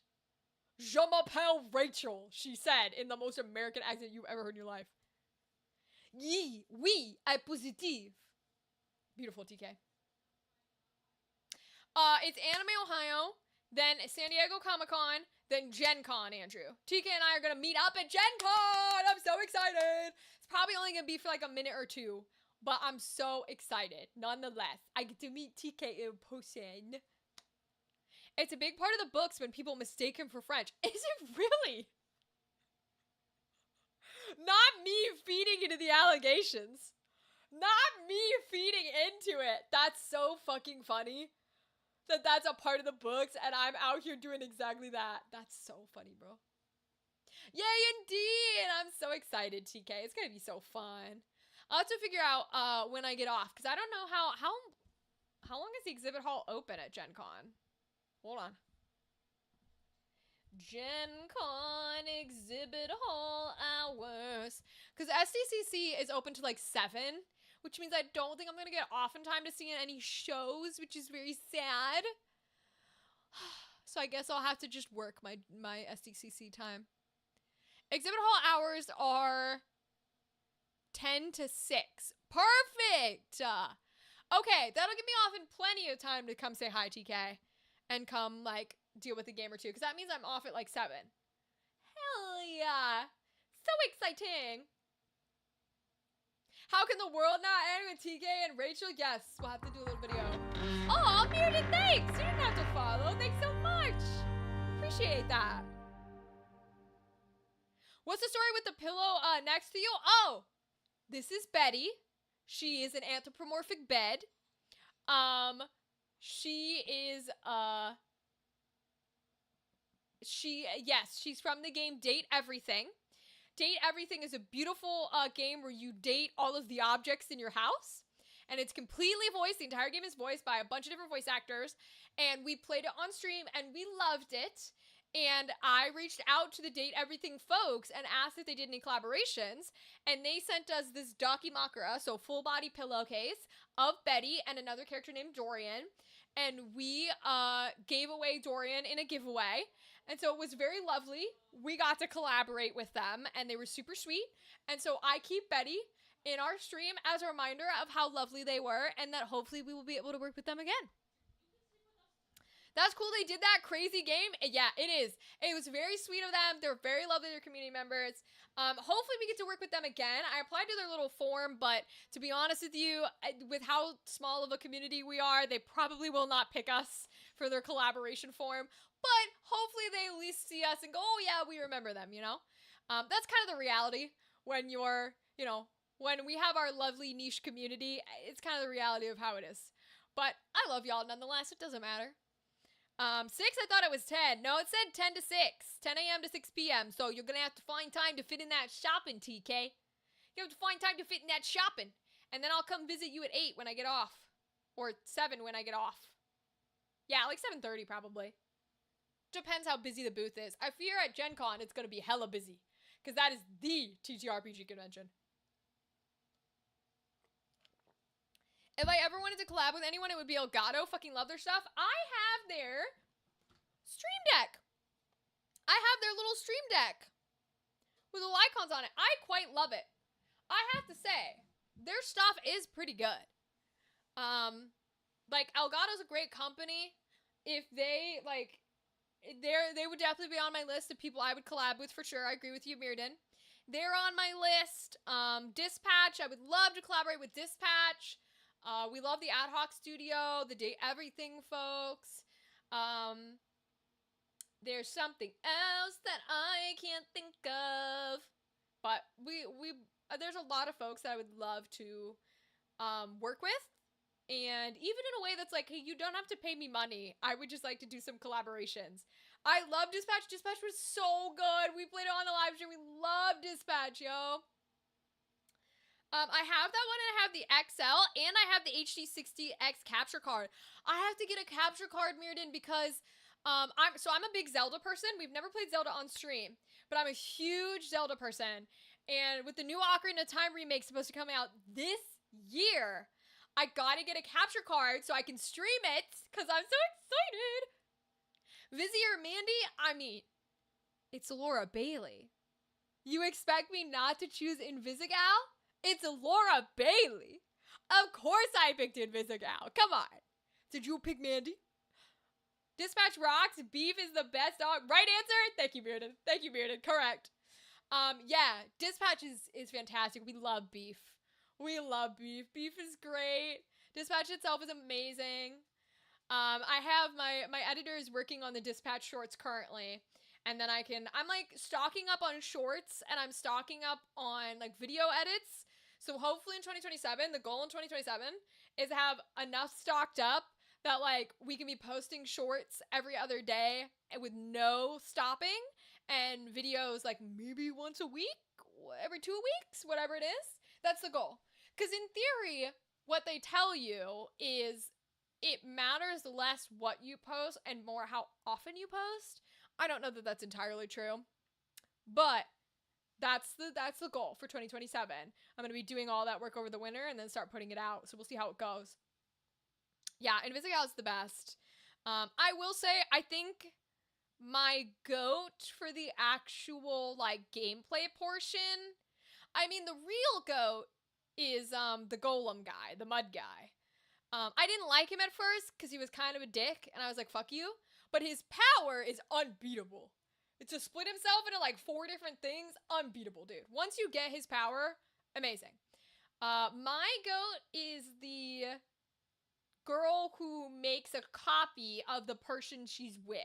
Because it's similar to Golem, except you're getting like a lot more power with it. So she was awesome. I can't remember her name, but she was really cool. And I think the woman who played her made that music. Like, I think she wrote and sang. Like, those are her original songs.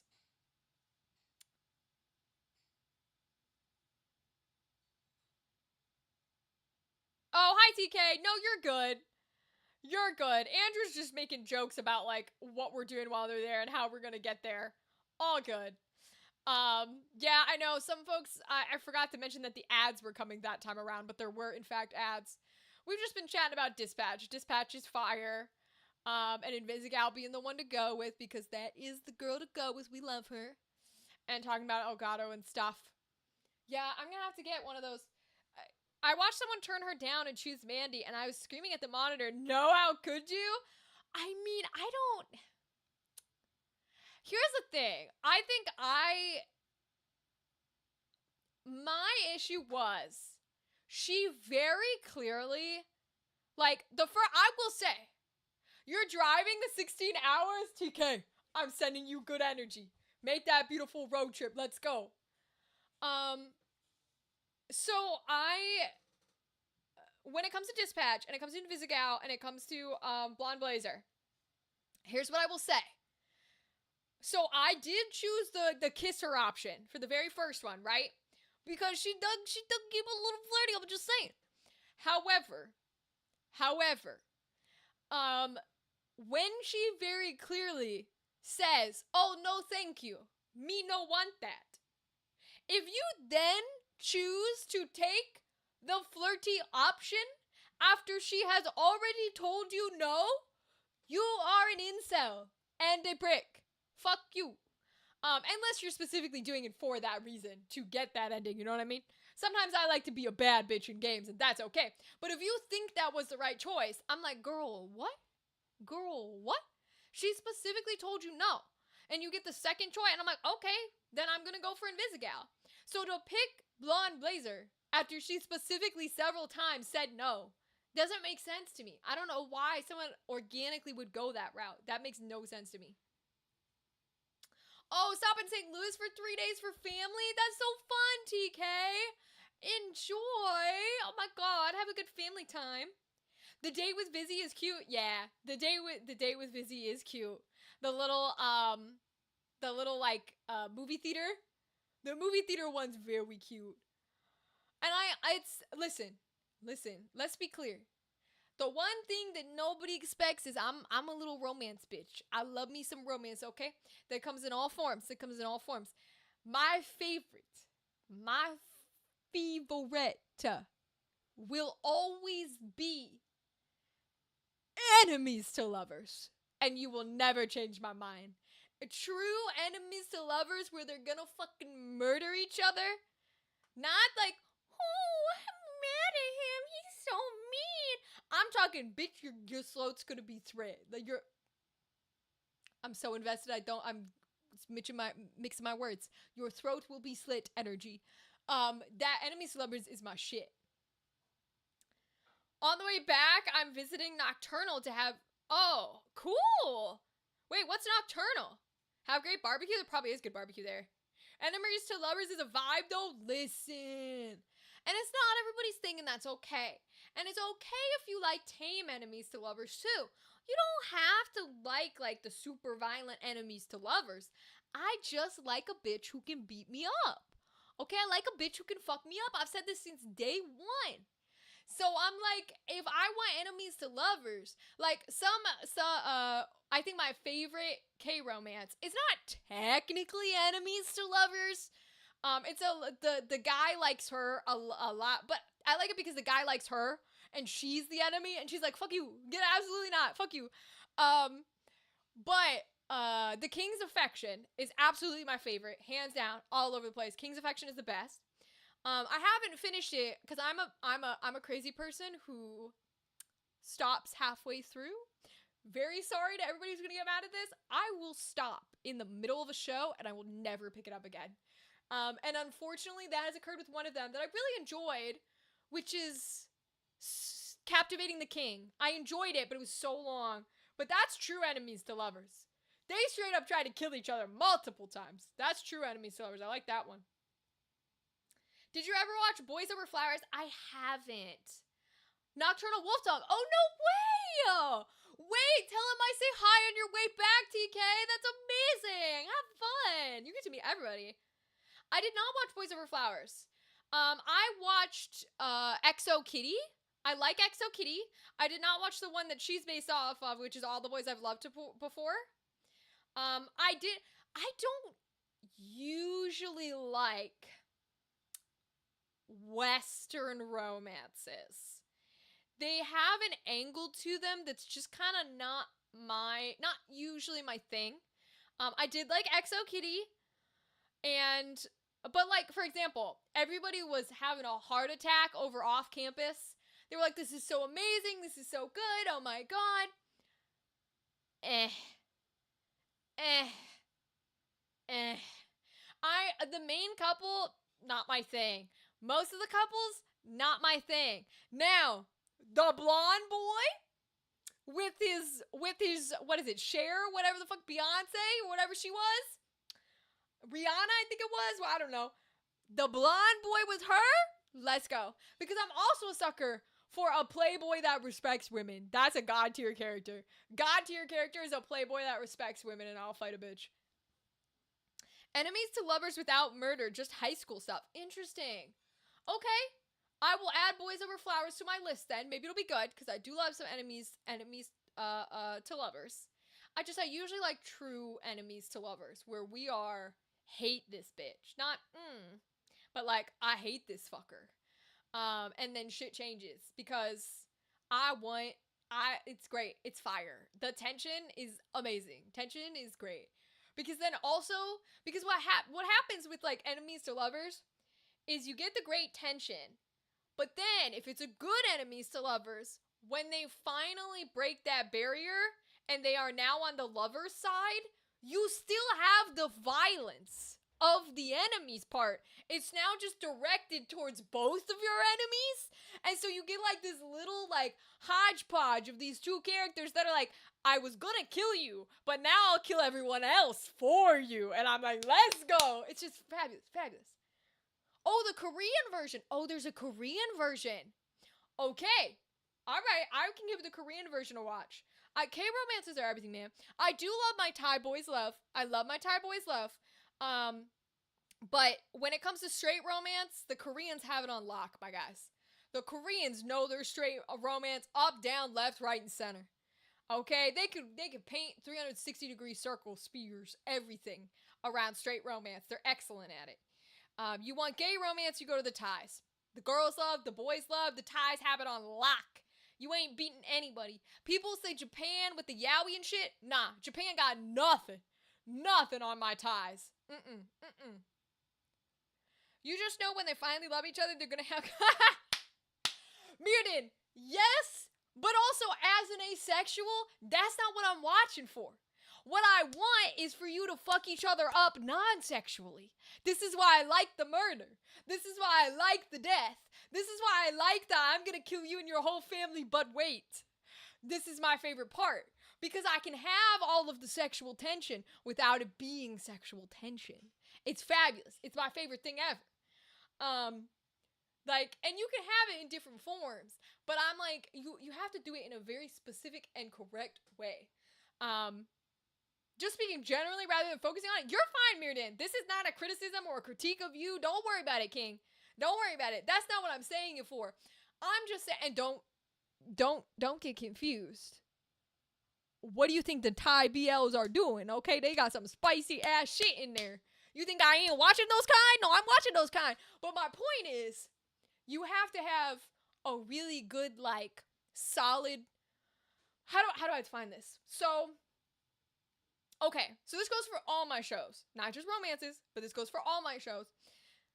I am an actor. So when I watch something, I am watching it from a very different perspective than the casual audience. If I don't believe you, I'm not here. It can be the best thing on the planet. Everybody else can think it's fucking god tier amazing.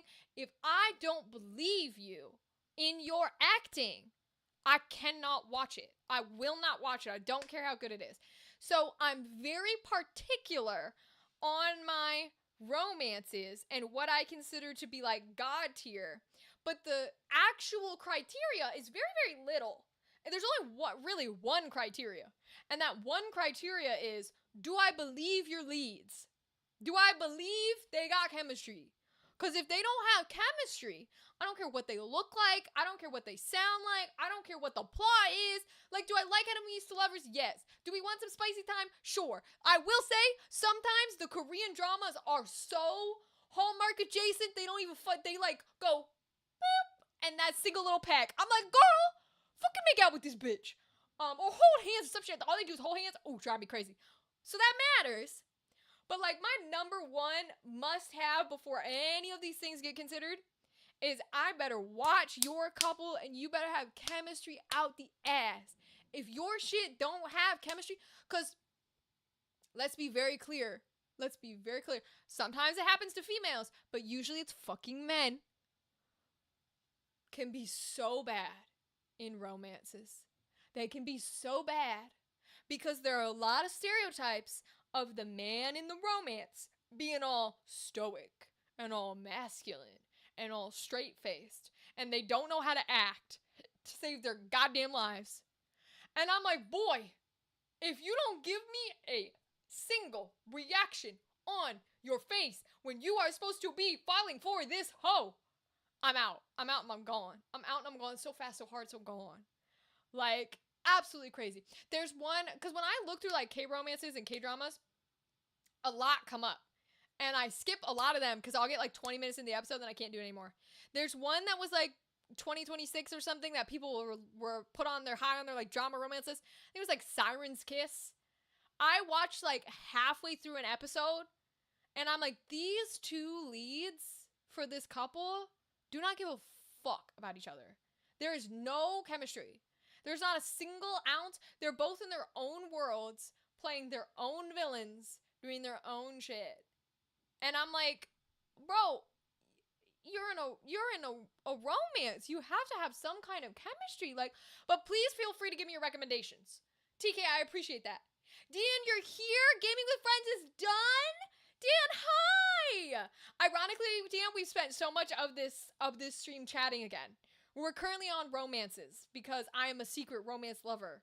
But I'm very particular with my romances because if I don't think the actors are good, I will beat a bitch.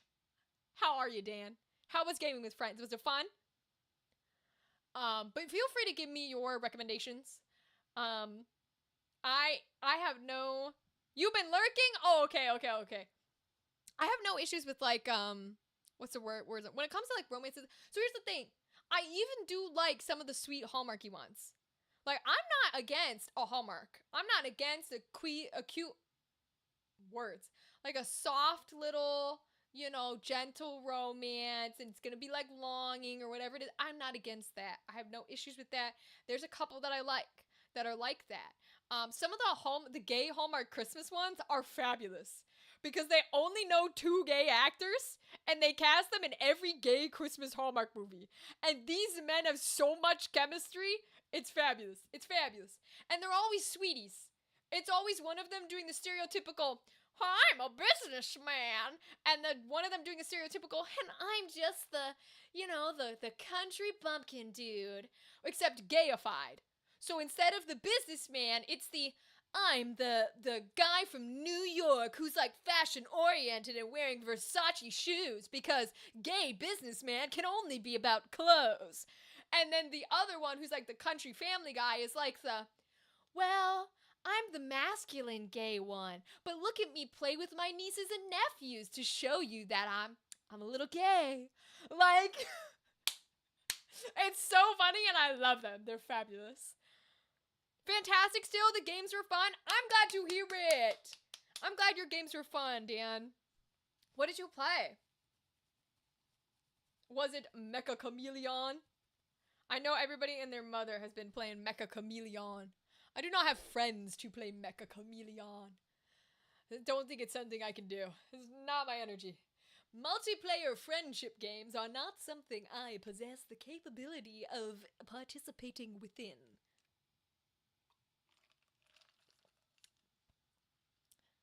Ooh, we played some Backrooms Escape together. Ooh, I know of Backrooms. I did not know there were like multiplayer versions. That's cool. Didn't the movie recently come out? I'll have to watch that movie at some point. I wonder if it was any good. I do not know if it was any good. I'm not sure. I'll have to find out though. Okay. I have been shouting y'all's ears off, and I'm sure you wanna go to bed, especially my UK people, and do all your jazz. I can switch over to the video game, so y'all don't have to be up and talking to me. I don't have any issue with that. We can play. We only got 1 chapter left. This one recently got crossplay. Ooh. The movie was good. No way. Was the movie actually, like, genuinely not just good for a video game? It was, like, genuinely good? I'm not even tired yet? Really, Dan. Really, Dan. I may be in the UK, but I live by MST, so I'm good. Oh, okay. So you guys don't mind me chatting your ears off. Okay, cool. I always feel bad because I'm like, do these people mind? Do they mind that I'm chatting their ears off and talking forever? But this is what I do. I love chatting and I love talking. Listen, I don't think it'll ever become the case, but if live streaming is the thing that becomes my job and my career, we'll have to bless the heavens or whatever being you believe in, because that would be the dream. Would love it. I still haven't seen Backrooms 2. Yeah, Gavin, I gotta give it a watch. I'm not a big watch horror in a theater person. I don't mind, like, a movie theater with other people. I don't mind it. I went to see It and It 2, the ones with Skarsgård, which were both very good, in movie theaters. And I did enjoy it. It was cool. It is its own unique experience. And so, like, I could go see... You know what? I also saw... I don't know if I'd call it... I guess it is a horror. It wasn't super horror-y. It was more existential. But Markiplier's Iron Lung, I saw that too. So I guess I do somewhat enjoy them in the theaters. It's just one of those things where, like, everyone I have to go by myself, because I've never met somebody who doesn't talk through a movie. This seems to be commonplace with a lot of neurodivergent people, and no hate to my neurodivergent people, but I am the type of neurodivergent where I need you to shut the fuck up. Like, if I'm here to engage in a movie theater and the lights are down and I'm munching on some popcorn and I'm watching and I'm drinking something and I'm watching a movie and I'm locked in, shut the fuck up.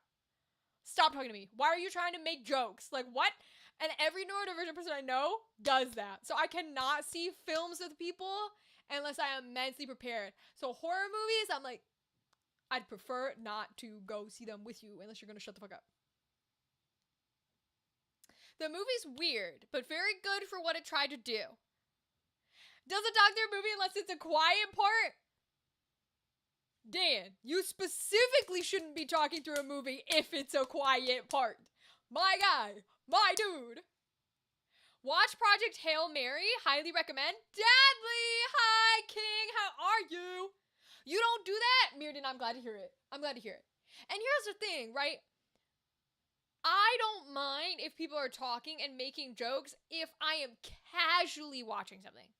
If we are sitting on our couch, having a nice, like, movie night, having, like, a bunch of friends or over, whatever it is, absolutely. Make jokes. Talk through it. Say things. I don't care. If I really want to go back and watch a scene, I'll pause it and I'll rewind.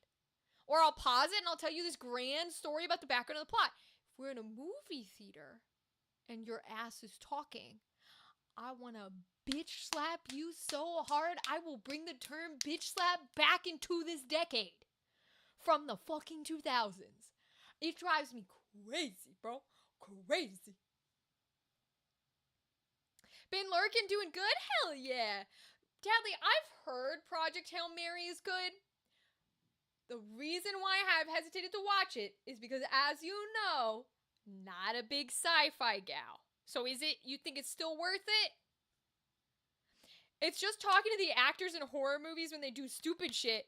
Like, reading the Latin out loud from a book made of human skin. Okay, so, how do I put this? I don't mind genuine reactions. I will say that. Because I'm the type of person, when I go to see a theater production, my opinion of theater is you should react. You should, out loud reactions are a part of theater culture. I hate be silent theater culture. Drives me crazy. I don't like it. Now, but this goes for the same thing with movie theaters. When I say I dislike silent, that doesn't mean I want you chitter-chattering or taking phone calls or texting or making jokes through an entire production or an entire film. There's a big difference between, like, insert meme here about this guy. Oh, joke about this thing here. Oh, but no. Because you're trying to say, you're thinking of something. Something's jogged your memory, now you're saying something to somebody else, a part of your group. There's a big difference between that and a natural reaction where you're like, fucking, are you stupid? And it's just kind of like you're reacting to what's occurring. That I have no issue with. I have an issue when you're making commentary. I don't like making commentary. No talking during movie theater. Very worth. Thank you, Deadly. Thank you, and very worth it to Hail Mary. Okay, I'll check Hail Mary out, Deadly. Theater, no, I don't talk there, or the whole let's split up shit. See, Dan, that's so interesting to me. So there's a huge, I don't know how it is over with y'all, but there's a very big tradition in theater culture over here that you are meant to be silent and respectful. And modern day productions, the one that comes to my mind is I saw the Broadway tour of Back to the Future, fantastic stage musical. But modern day productions, that being one of them, are specifically trying to engage with the audience the way like a Rocky Horror Picture Show does, where they want you to laugh. They want you to engage with them. They want you to jump. They want you to do whatever. And it was very funny going to watch the Broadway tour of Back to the Future because they were trying to engage with the audience so much and get them to interact and get them to be a part of it. But the audience was a bunch of older people because of the genre of the film. And so they were completely like just silent because that's the culture of the older of traditional theater. And so they were silent. There was like barely any laughter. It was actually hysterical because when they started doing the musical number where his mom tries to have sex with him and he's like in his underwear on the stage, everybody in the entire theater who was there because they had liked the movie as a kid suddenly realized what happened in the movie as a kid that they didn't process. And they're sitting in the theater like, and I'm laughing my ass off during the song because I'm a modern theater goer who knows they want us to laugh our fucking asses off.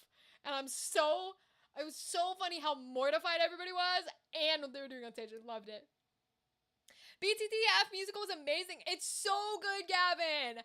I was so lucky enough to see it in Philadelphia on the tour.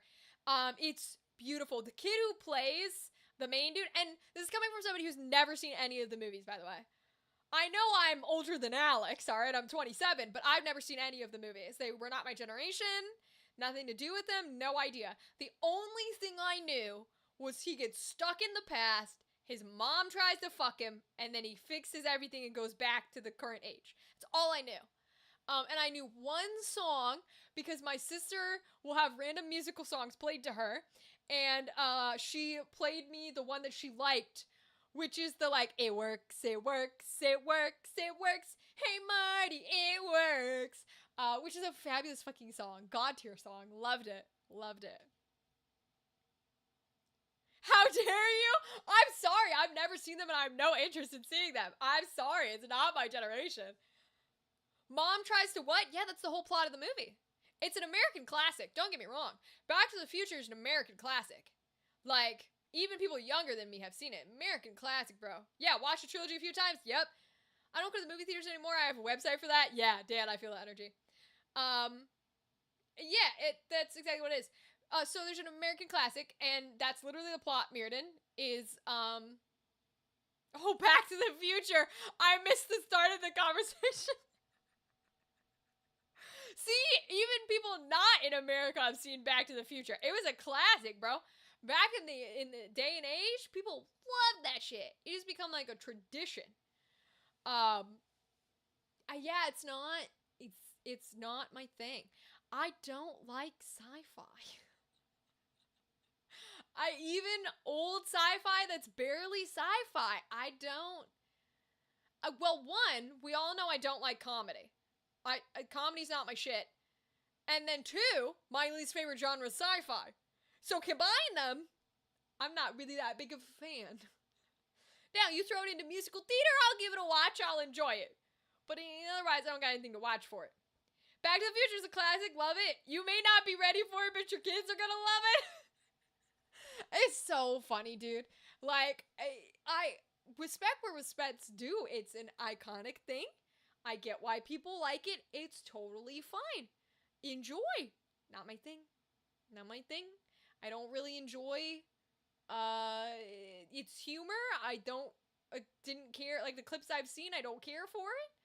I'm that way with a lot. So, Let me be extra abundantly clear, because I don't know if a lot of y'all know this. Maybe members who have been a part of our community for a while might know this. Not only did it already have two things on its negative for me personally, which was comedy and sci-fi, but it has the worst of the worst going for it.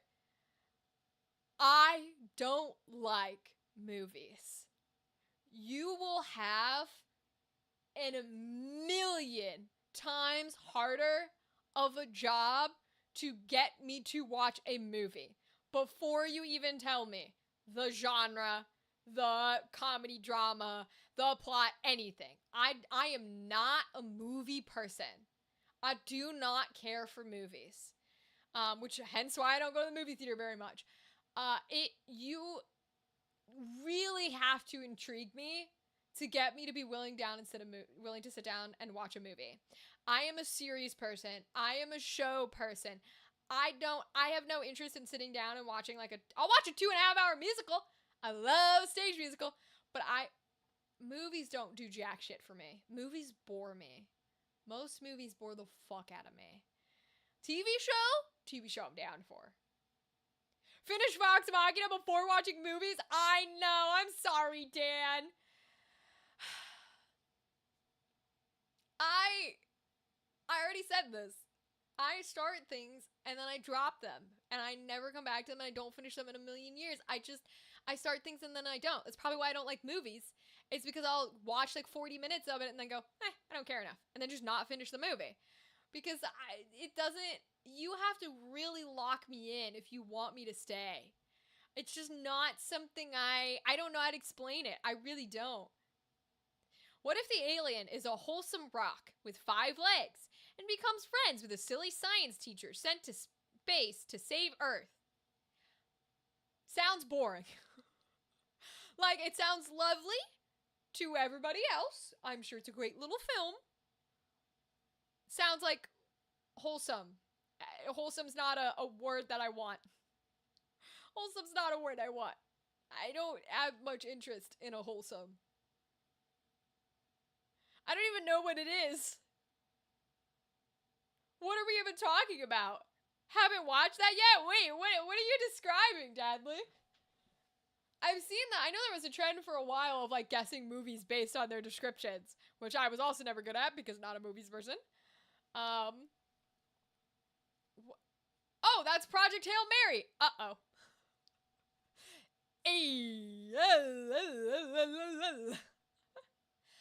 It's a series though, right? It's not a movie.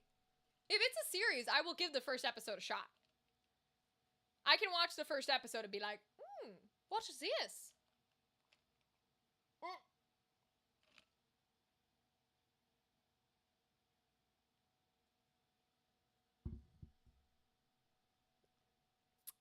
Oh.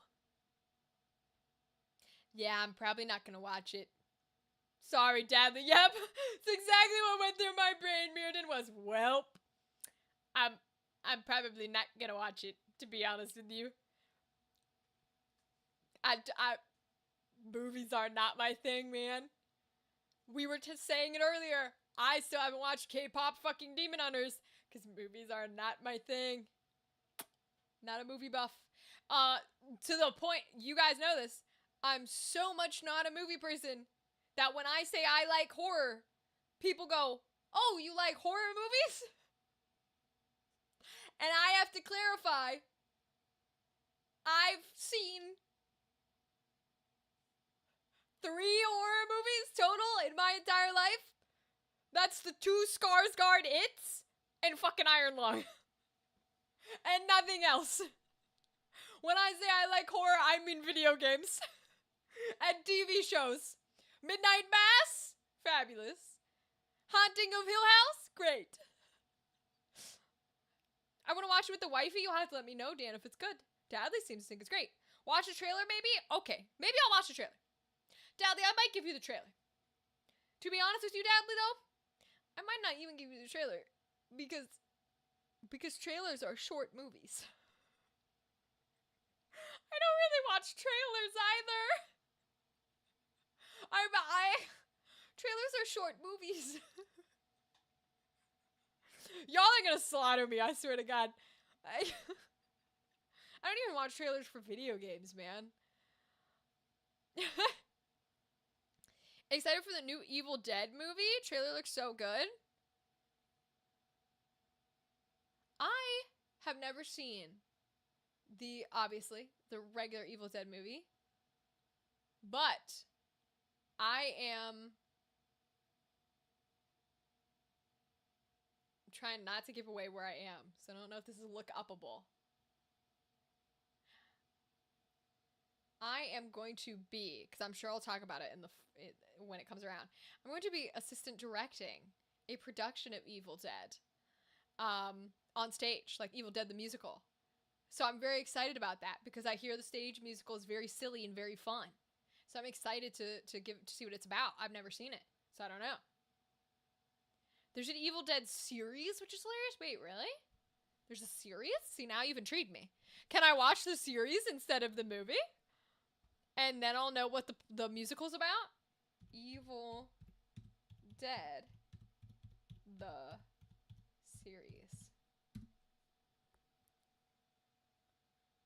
Oh, there is a series. 2015 to 2018. Oh, it does look like fun. Oh, Ash versus the Evil Dead. Is that fucking... That's the guy from Burn Notice. I only know this man from Burn Notice, a show I'm sure none of you have ever heard of in your life. Maybe there's a chance you'll know it, but that is for sure the guy from Burn Notice. Not the main guy, the second guy. Huh. I do like the second guy. He's pretty chill. The series is set after the first 3 movies. Well, shucks.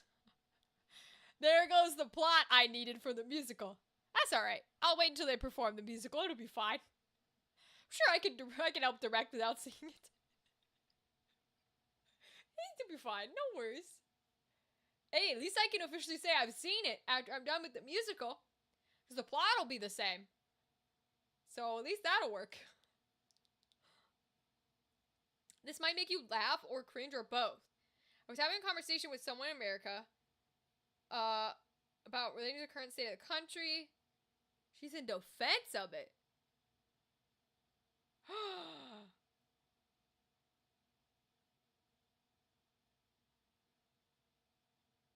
Oh my god, Mirden. Never heard of it? I'm not surprised you haven't heard of Burn Notice. Burn Notice is an older show. Not super old, but it's like, there's an era of shows that like Leverage and everything was in. So Burn Notice is one of those shows. With Leverage and Warehouse 13. It was one of those guys. Eureka. It was in there, but it was like spy-based. Instead of, like, thievery, if that makes sense. I may have seen that ages ago. It's a good show. It's a good show. If you know Invincible, it's the guy who plays the robot dude. Not robot. The villain robot who takes over the council or whatever. He's pretty cool. Mirrodin, that's crazy work. But that's how a lot of people are. That's how a lot of people are, man. Was this a streamer? I hope it's not a streamer. If it's a streamer, I'm gonna have to block a bitch. I have seen all of Invincible. Okay, so the evil robot guy, that guy's voice is the guy who plays the main dude in Burn Notice. It's an old, probably like what, 2007 show? No, Warehouse 13 was like 2012. It's probably 2012. Oh my god, I was right the first time. Burn Notice is 2007. But it ran for 7 seasons. Yeah, so it ran throughout the Warehouse 13 and I don't know what to call those shows. I'm not really sure how to explain it. Because if you... Machine Head, yes. Warehouse 13, 2012? Earlier than that, wasn't it? Let me see. Warehouse 13. 2009. You're right. 2009. It ran for 5 seasons. That's why I'm thinking 2012. You're right. Yeah, I guess it did come out when I was 9. I do remember watching it decently young. There's an era of, so there's an era of shows like that don't have a term for them. And I wish I had a word. But that specific era of like 2007 to 2012 TV shows, Leverage, Warehouse 13, Eureka, Burn Notice, all of these ones are exactly the same. The plot, the characters are different, but they're all exactly the same. And I don't know how to explain that to people who haven't watched them. But as an actor, I know, and being in the industry, I know that they're all the same and they feel all the same. And having watched them all, they're all the same. And I love them. Whatever that category is, whatever that genre is, I love it. It's one of my favorite genres ever. And I really wish they still made shows like that. That's one of the reasons I loved Leverage Redemption. Now, I was not a Librarians person, and unfortunately, they're rebooting Librarians and not Warehouse 13, but whatever. But if I got the chance to make a TV show, I know so many people think it'd be horror or whatever. I really think it would be that, because I really, really love that genre. Start listing horror movies. The Empress Supernatural. There's movies. She's not a streamer? Okay. Some people are crazy, Mirrodin. And it's very easy to become indoctrinated in anything. It's very easy. And once you are indoctrinated, you feel comfortable in your little bubble. And 99.9% of people will not pop a bubble. They won't. Because they'd rather feel comfortable for the rest of their lives than acknowledge anything. And that's usually where those people are at. I was going to say, because I was living with my grandparents when I was watching Warehouse, and I stopped living with my grandparents end of 2009, start of 2010. Yeah, you were spot on, Mirrodin. It was 2009. Yeah, I think Eureka was 2006, so Eureka was first. Then Burn Notice, then Warehouse 13. Somewhere in there is Leverage. I think Leverage is one of the older ones. Younger. When I say older, I mean date. Nope, that still doesn't work. I mean, like, 2012 versus 2009. 12 is more than 9, but technically that would make it younger. Oh, I'm wrong. Leverage was 2008. Warehouse 13 was 2009. Okay, interesting. Very interesting. But yeah, like, all of these shows that are exactly the same come up when you go, like, I never watched Psych, but Psych is in that genre. But they all come up when you Google these shows. Numbers is in that genre. I never really watched Numbers, but I've seen parts of it. They're all, like, in that category of style of show. And I don't know how to explain it, but I absolutely adore it. And I would love to make more shows like that. I just think they're so fun. And they're very, like, episodic. They're very, like, dramatic, but in a family way. Which is comforting. I don't know. I don't really know how to explain it.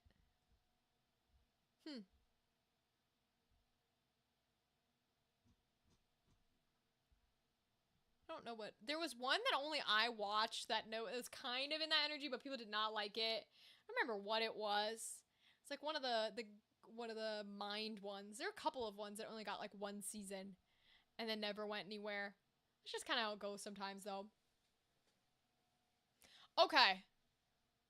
Should we pull up Mr. 8020 and see if we're doing this episode tonight? It'll depend on how hard it is, on whether or not we get it done, because it is the last episode.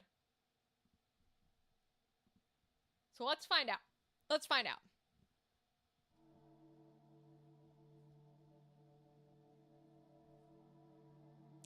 Final episode is a long one? Really? Well, then maybe we'll do it on Wednesday as well. Let's see. I'm surprised it's extra long.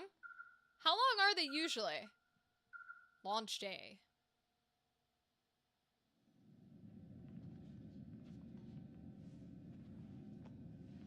Sweet dreams, everyone. See you in 4 years. I feel for you, man. Just a few hours sleep and then you guys are up for 4 years. Try not to kill each other. We all have a vital part to play on this ship. I'm grateful to be here with every one of you. It's an honor, sir. See you on the other side.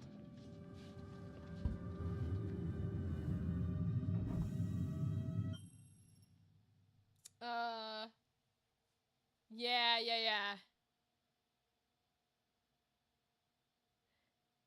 Yeah, Mirrodin, those people are called creationists. They are creationists. They believe that, like, the Bible stories are the truth and how the world was created and it's only 5,000 year old, etc.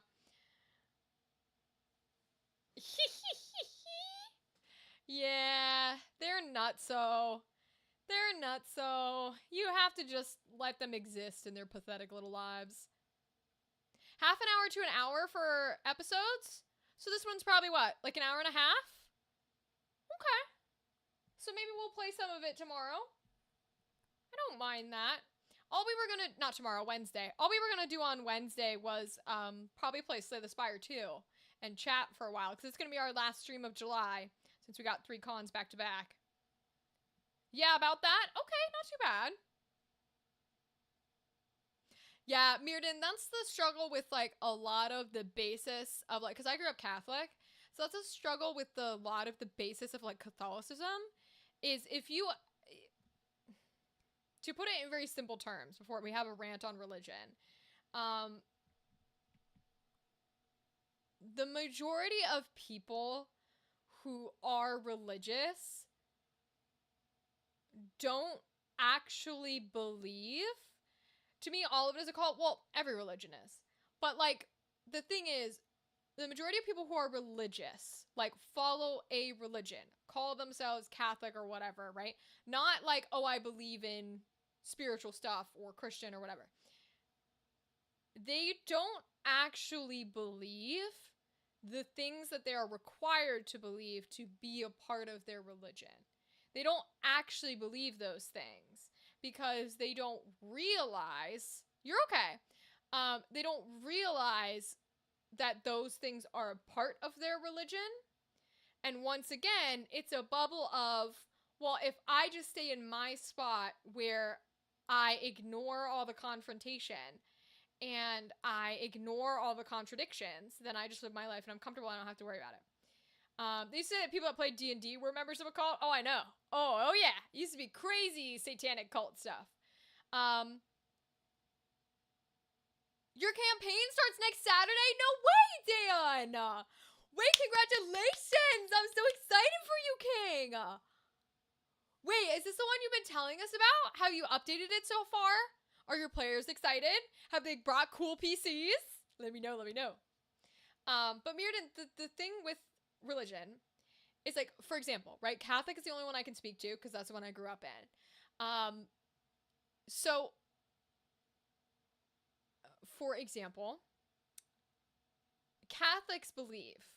the Catholic religion believes that when you go to Mass, when you go to church, and you have the wafer and the wine, that the priest is literally turning that wafer and that wine into the body and the blood of Jesus Christ.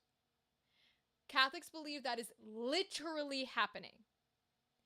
Now, if you talk to a person who calls themselves Catholic, every single one of them will say, well, no, that's just like an allegory or an analogy, or it's not real, like really literally happening. We know that. It's just, you know, a spiritual belief. But the thing is, that is a core tenet of Catholicism. So what they refuse to acknowledge is, if they do not believe that it is literally changing, they're not Catholic. Because in the core tenets of Catholicism, it states you have to believe it is literally changing into flesh and blood, or you cannot be Catholic. You are not allowed. You are not included. You are not a part of the religion. You are not Catholic if you do not believe that. You don't get to pick and choose the core tenets of the religion. That is the core tenet. So that's where most... Yeah, well, that's the thing, Mirrodin, is that's where most religious people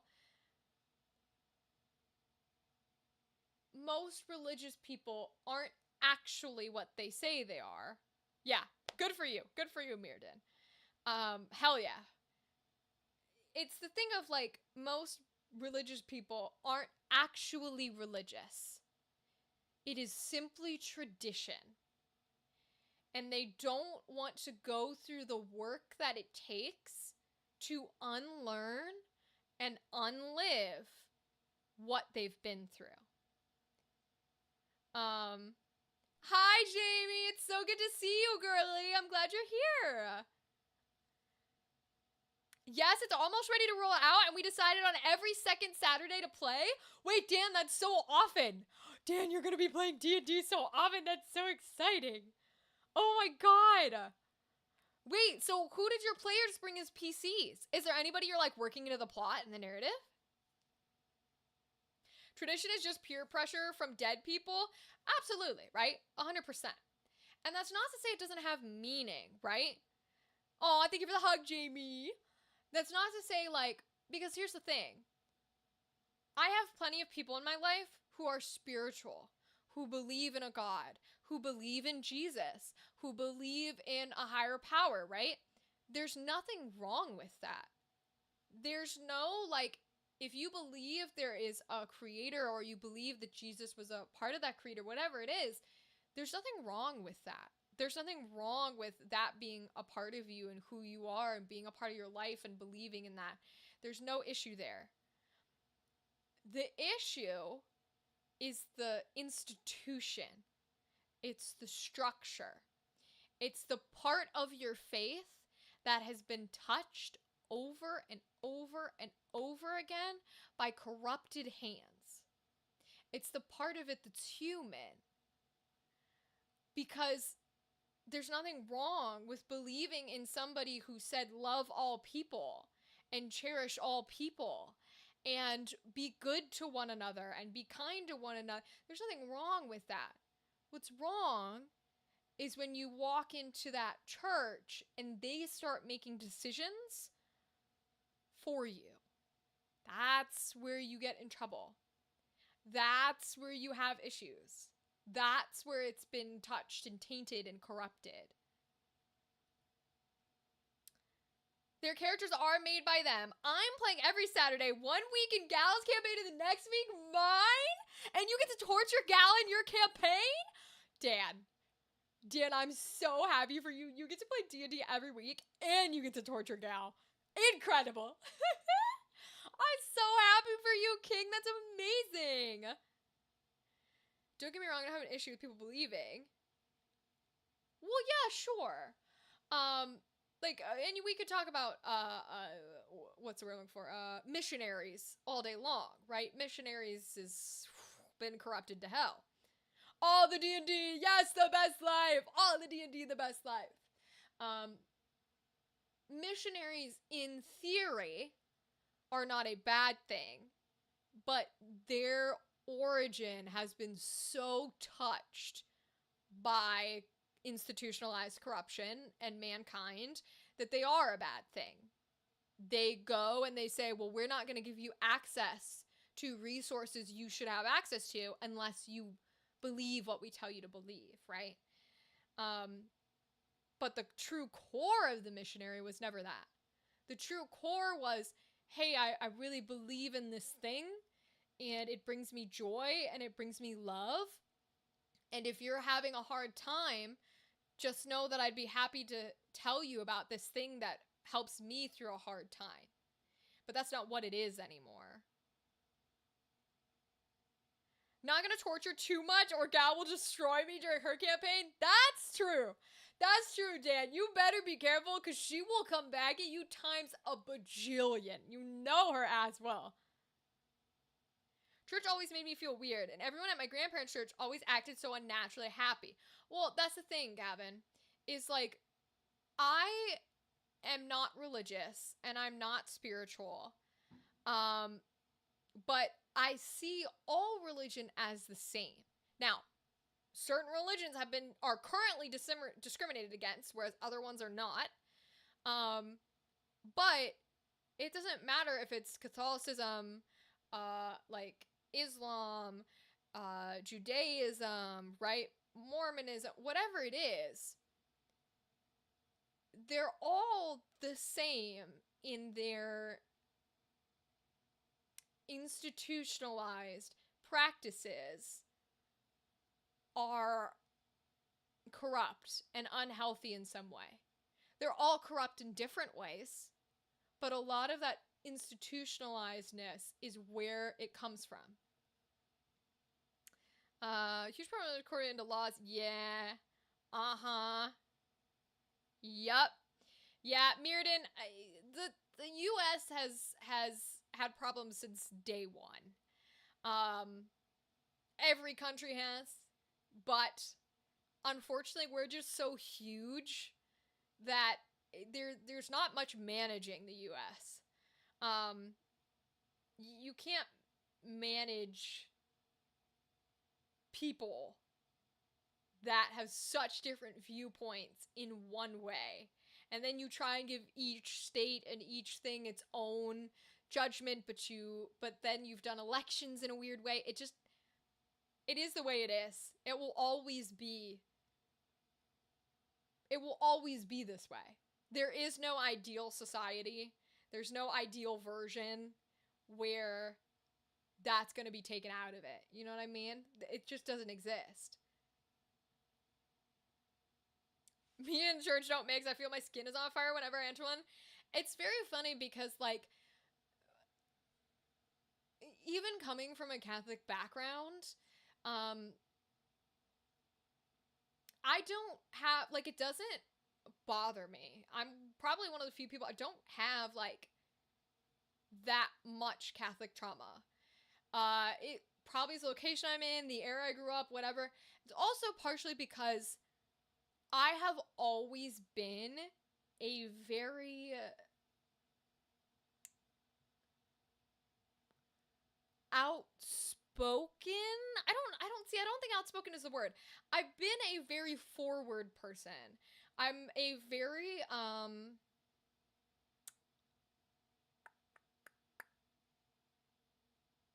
yeah, Gavin, literally. I've always, even since I was little, I have always been like if something doesn't matter to me, it doesn't matter to me. And if something matters to me, it matters to me.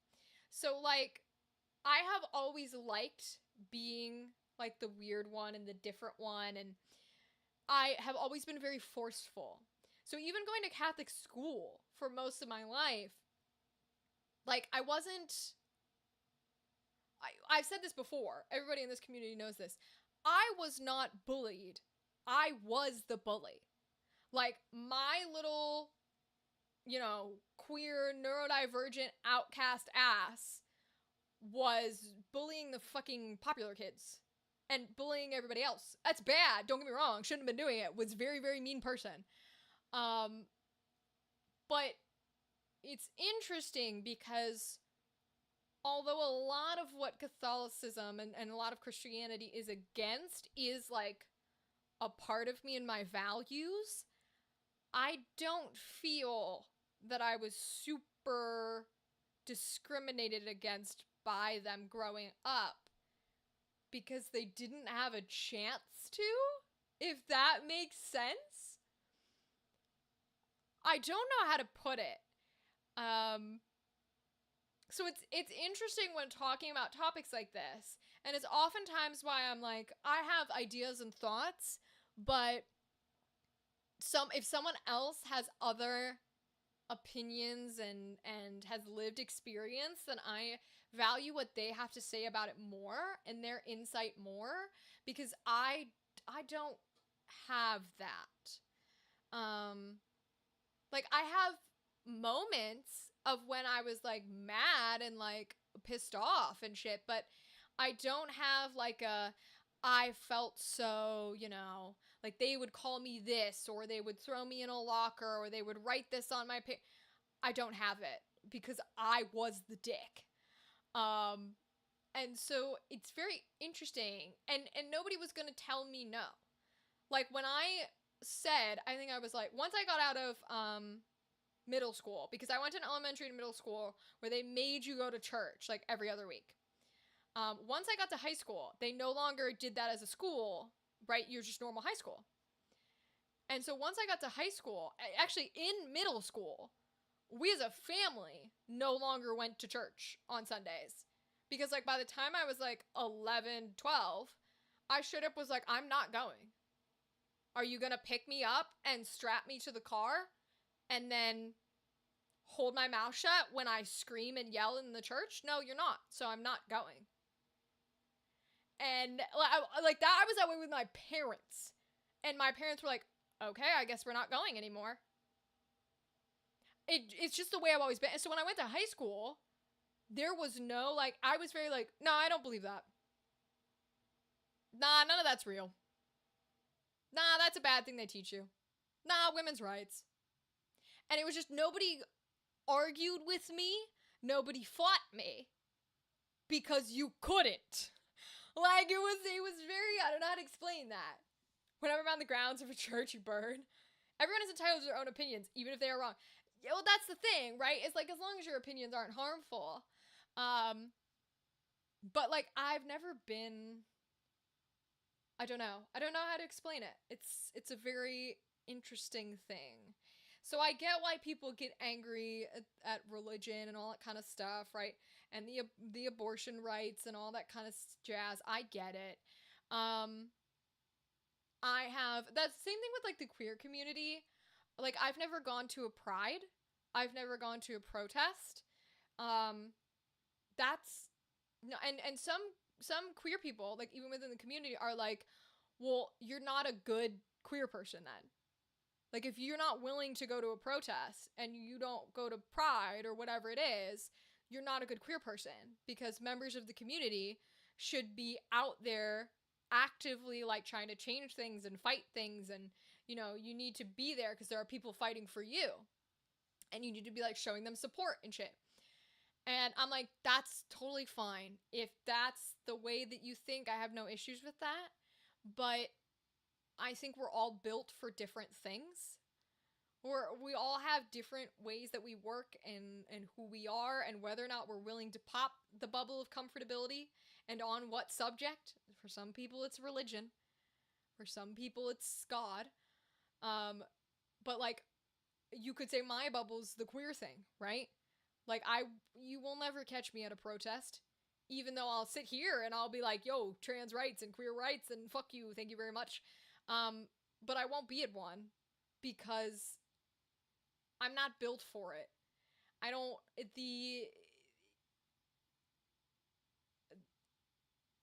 Not just it doesn't have interest, but like there's a core part of my being that is on the like really doesn't want to be there. And I don't know how to explain that to people. And people can philosophize on it as much as they want, call it whatever they want. I don't have issues with that. But I am an entertainer. I am here my core is to make you feel good and forget about all the horrible shit that's going on. My core is I'm not the fighter. I'm not the protester. I'm not the person you're going to see in history as like a rights movement person and they were so amazing. You're not going to know me in history. I'm an entertainer. That's all I ever want my job to be. So it's just how everybody goes, And now we're philosophizing at 9:30 at night on a Monday, which is probably a Tuesday for you people in the UK. My God, it's probably like 1 a.m. But that is what happens during the wee hours of the morn. You start talking at nonsense. 2:34. 2:34. Okay. You see, in the wee hours of the morn, we start talking about all of the brain things and the philosophical things and the blee blee blee blee blee blue. Blee blee blee blee blee blee blue. Ad break in about a minute for my Twitch people. That's just how it goes. Some people are like that, man. I'm very, as aggressive and forceful as I seem, I'm very non-confrontational to the extreme to where it's like a detriment. So good on you for, yeah, who's that? That's right, Dan. We don't know ads. Good on you, Mirden, for being willing to be confrontational like that and challenge those ideals. I'm so fucking proud of you. Even though it doesn't feel proudful in that moment, it just feels angry. That's still a good thing that you're doing. I am not that. I am so far on the side of non-confrontational, it's bad. Where basically what I say is you can put me with any group of people, with any ideals, and my non-confrontational side will just start agreeing. Anything it has to do to survive, it will do. So, like, it's not great, but I have no intentions of fixing it. It's not on my core roster. I don't mind. And the ads are up. The ads are up. The ads are acting up today. Alright, well, while the ad is running, for everybody except Dan, because Dan doesn't know what ads are. Dan is a subscriber. Let's pop Directive 8020 back on. We're clearly not going to get through all of it now, so we'll play some of it on Wednesday. But, Dan, I know you've played the game, so if anything crazy is going to happen, you can be here for it. Never seen an ad in my life, that's right.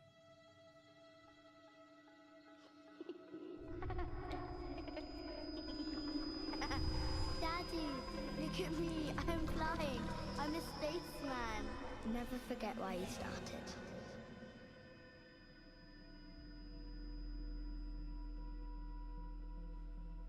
What's going on? Oh, so it really was like a flash in the pan for Follow them. me, please. Oh. No, it wasn't. This All is the neural government. downloads successful, Mr. Williams. Neural upload commencing. Oh, this is for when they agreed to be clones. That's right, because we found out in the last episode that they agreed to be clones. Okay. What's going on? It's time you all learned the truth.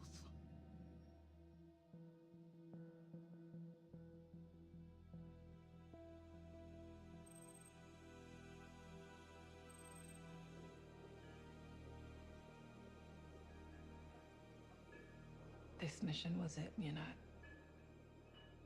Everything I trained for. It was right there. I'm just disappointed. You'll get another chance. No, I won't. I sign. My feet will be firmly on the ground for God knows how long. Who knows what state we'll be in then. Oh, so if I think Earth is dead, are they all If dead what's too? out there is as bad as they The think, zeros? it's safer to be here.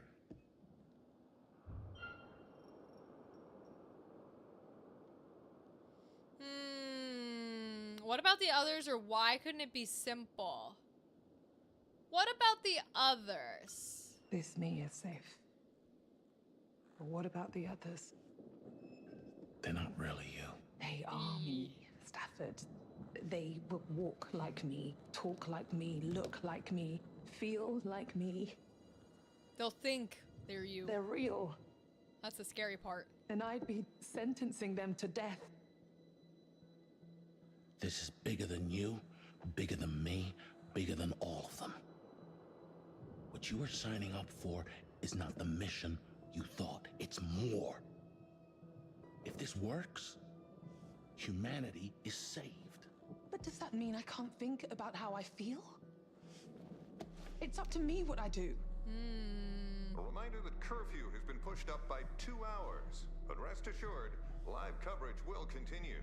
Stay tuned here on Channel 22 to follow this historic Does the launch rest of the live public from the know they're comfort of your own clones? home. Does the rest of the planet know they're clones? Or do these guys have to go in hiding? Ready? Make a wish.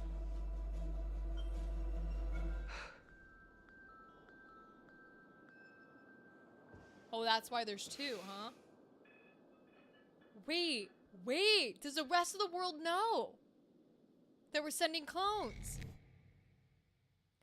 This is a question I know the normal people don't know? That's crazy.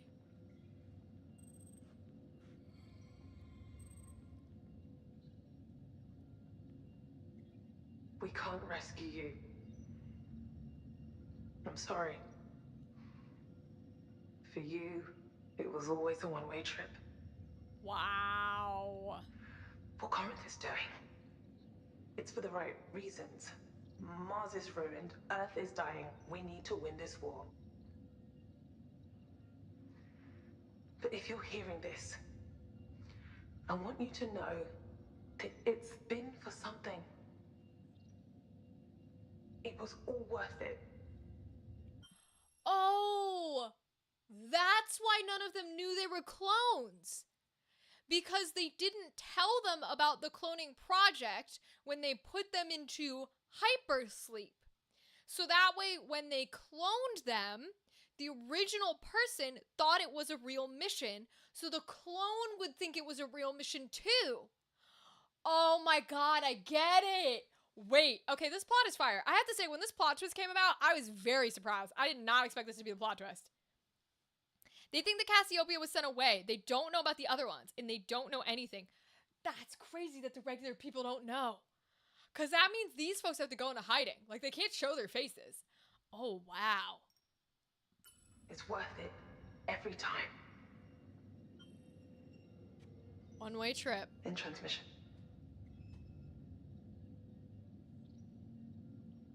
So then what do we do? All this time, they lied to me. She said we all agreed to this. All of us.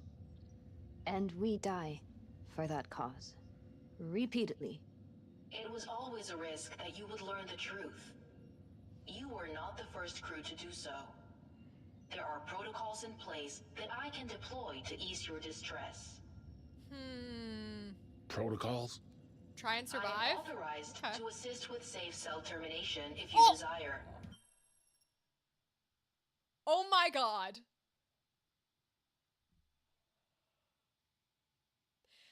Well then, indeed.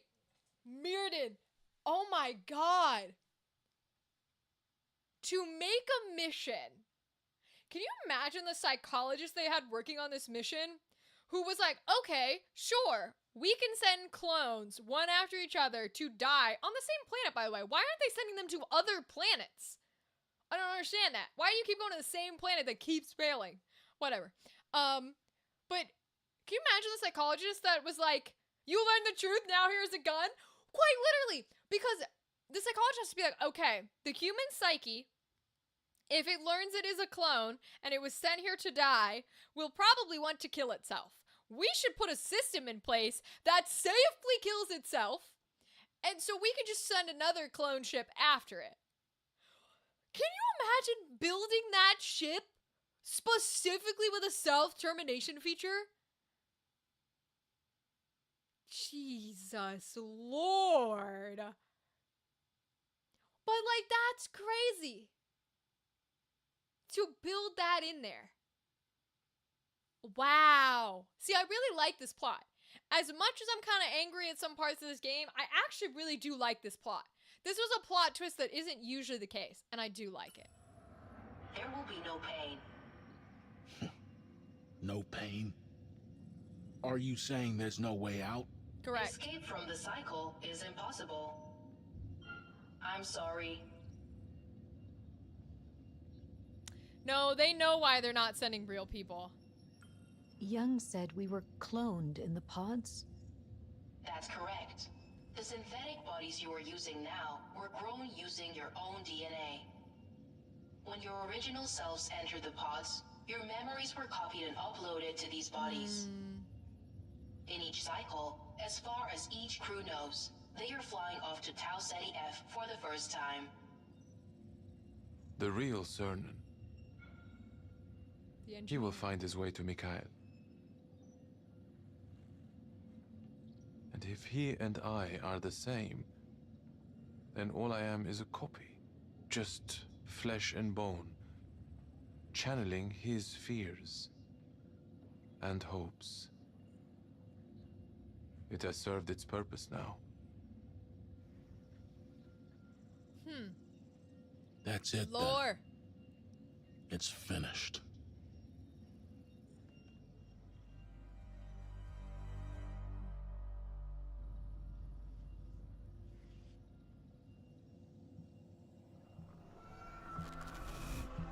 I saw it. Clear as day. There's more than one Cassiopeia on this planet. First mission to this planet. They've sent the same ship before, with the same crew. You're saying we're clones? I don't understand. This can't be it. You're wrong. No, it can't be true. Just another It doesn't make any sense.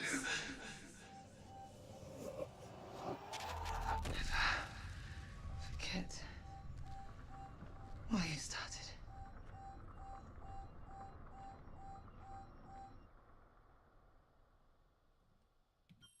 Okay, wait. Hold on. I'm thinking about something. They're sending the same crew to the same planet every time. But they have to know that the mimic alien is here and it's not working and the people are dying and nobody's coming to save them. I understand why they have these clones, right? They're not going to send any new ones with any new information. I get it. My issue is you're doing the definition of crazy, where it's like you keep doing the same thing over and over and expecting a different result. How do you expect a crew of 6 random people who don't know that they're headed to an alien planet to stop the evil alien force before they die? What do they expect to happen differently? They're trying to figure out a way to control the alien. No, I understand that. But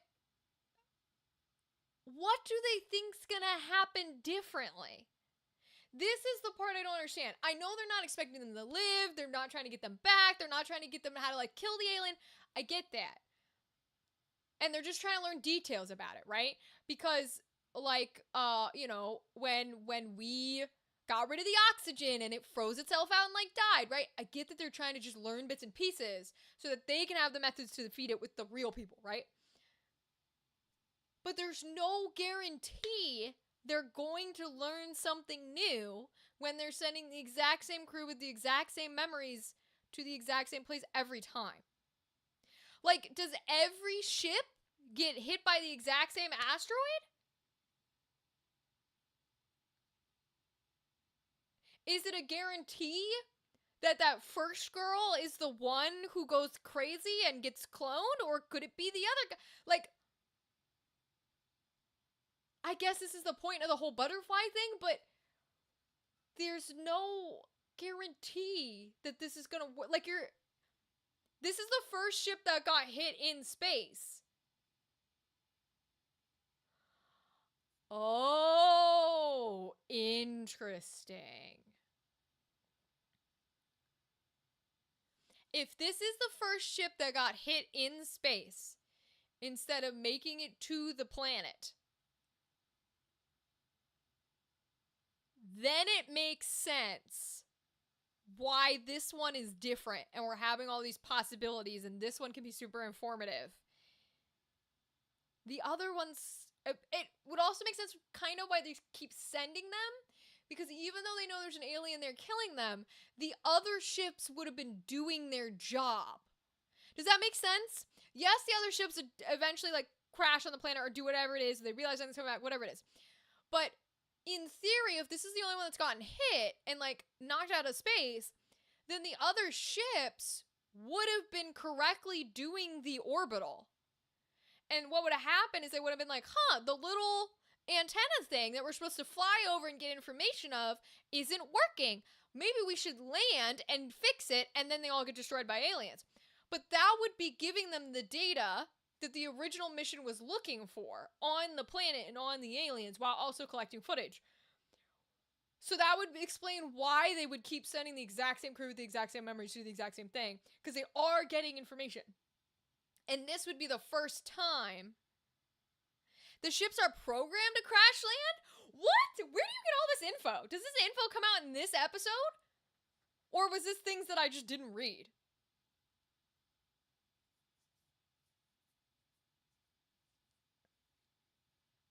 If it's programmed to crash land, why not just this? These are things you miss. Okay. That doesn't make any sense to me. Why wouldn't you just tell the 5 original crew members that this was a mission to land on the planet and start, like, analyzing it and examining it for, planting trees and things to make it livable for Earth? And then that's just part of the clone mission. Why did they have to be a ship that doesn't land? Like, you're adding in so much bullshit. I don't understand. Why don't you just make it a ship that lands and see how they do with the fucking aliens? There's so much nonsense. They didn't have a woman on this plan, did they? They didn't have a single woman on this cloning plan, did they? Because this is crazy. This is dumb. This is a really dumb plan. Listen, I'm not talking about the philosophical issues of sending clones that think they're real people to die over and over. No. The core plan itself is really stupid. Really fucking stupid. Like, geez Louise, bro. Hella dumb. Alright, we'll keep going.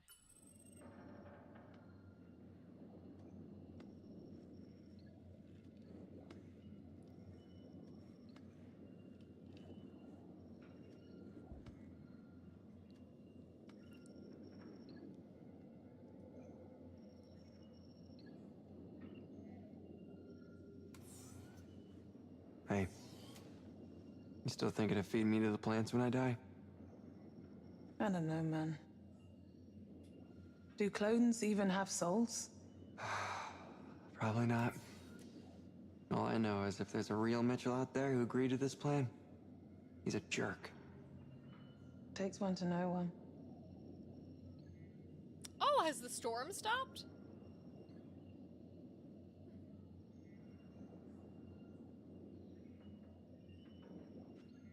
You see that?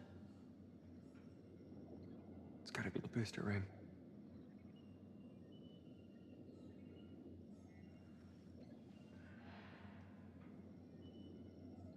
What?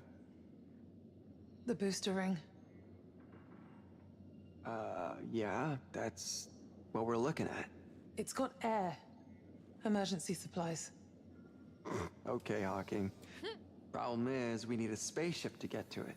The Cassiopeia isn't going anywhere. What about the SEV? If we can dock the ring... We'll go nowhere. We'll be stuck up there, in space, in a shuttle. Which is... better than down here. I mean, yeah, you're stuck down here anyways.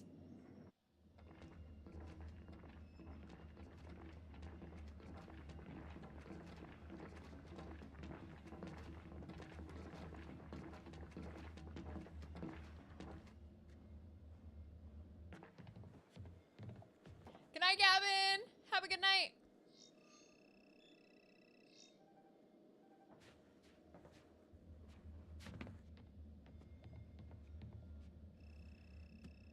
Warning. Manual override required. I'm sorry. It's looking like we need to go back down. Great. We can't Just get the great. fuel here unless we manually reroute it through the science deck, then pump it up here all the way from engineering. All right. Time is ticking. I'll go down there and get this done. Good night, Dan. Thanks I'm for coming with chatting you. so long, y'all. Our chances of success are higher together. We better not get Isley killed. Okay, we're playing as Stafford. Okay. I don't care if Stafford dies. Warning. System malfunction. Damn it. Lockdown protocol initiated on deck 2. Manual override required. That doesn't look good. Unknown substance. Great. Ugh.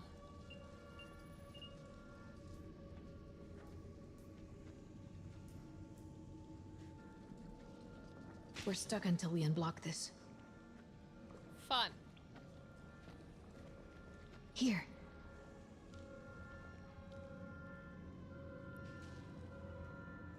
Okay, press to purge. That's what we need. You Let's can't do do that it. without touching it? Crazy work, but okay. Can you hear me?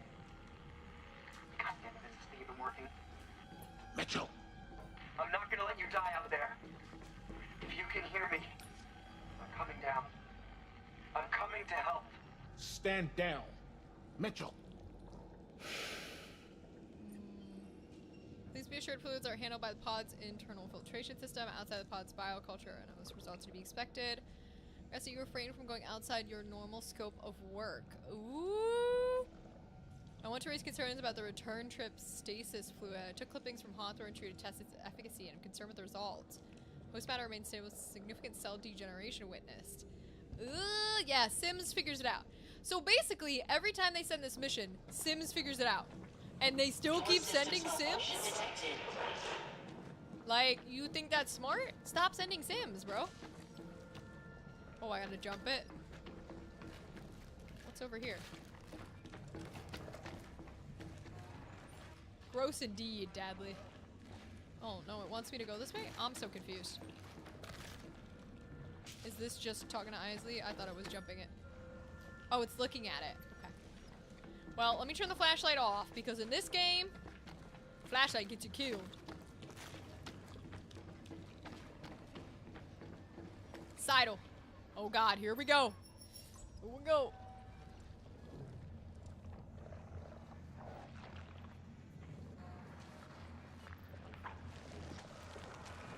Shit, there's one of them there. Oh, fun. It's an Isley one.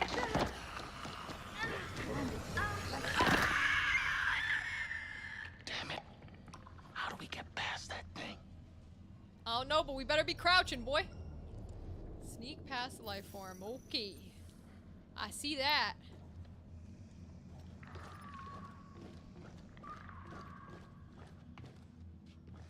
This is unlocked, yes? Okay.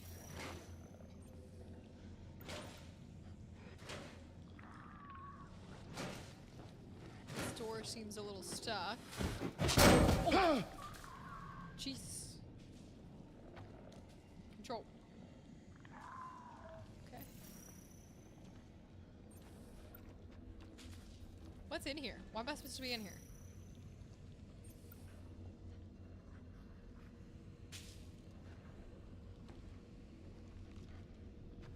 Okay. I don't see anywhere I go or anywhere I can do anything in here. Okay. Ah, what the fuck? Is it just to make a bunch of noise so that a creature hears me? Is that all this section is for? Because I don't appreciate that.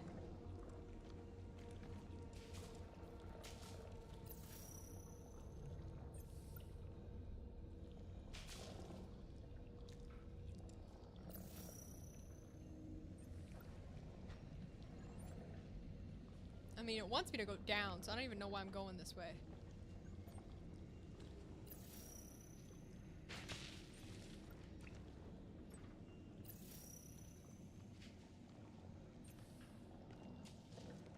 Warning. Evacuate ship. I know, Oracle.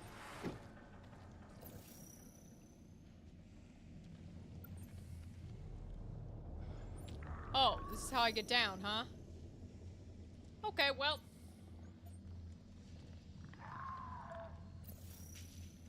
Ew. Hate the noises.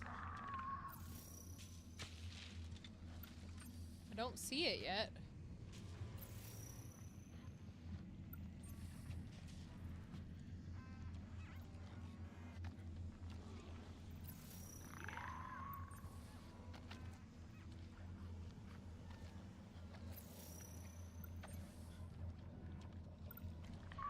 Oh, it's back there. Okay.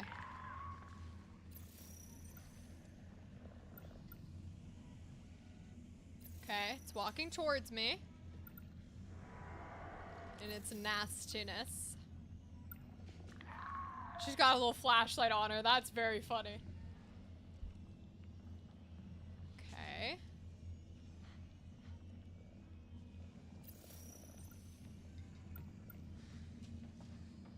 She seems to not be coming down this way. So let me fuck with this.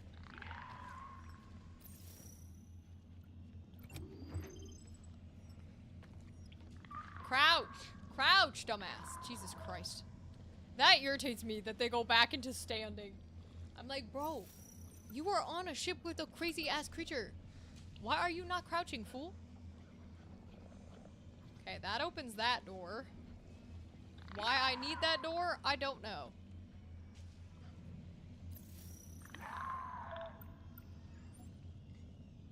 Yeah, I ain't gonna walk past her. Okay, she turned around, so let's go up here.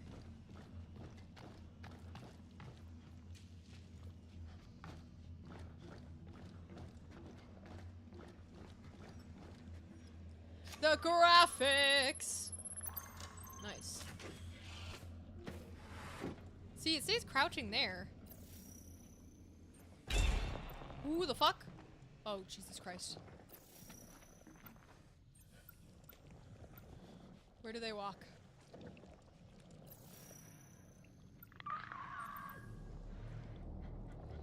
At least it's not a touch the organic matter and they know where you are type of situation.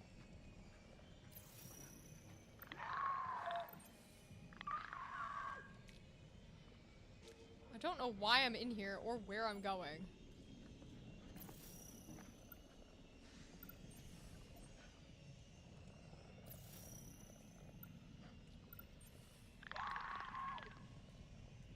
Okay, she's walking around over there. She seems to be going left to right, so guess I'll do a little jiggle around.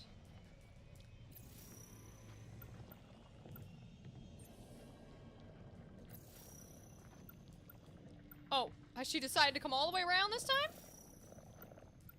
Bitch, you weren't doing that last time. Oh, what the fuck? Oh, okay, okay, okay. Turning around. Okay, okay, okay. Why am I even here?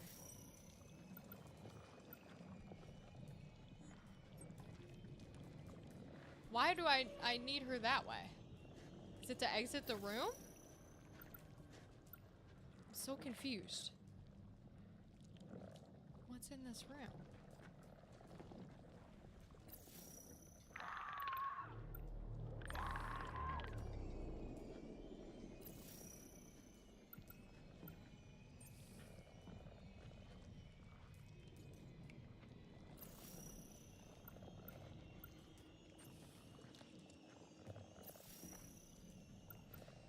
She's now walking over there. Why are we walking over there?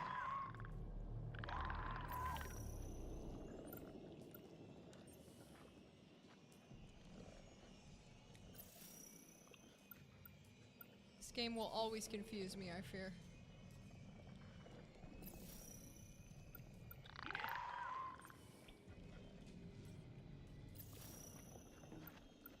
I don't understand why I want her over here.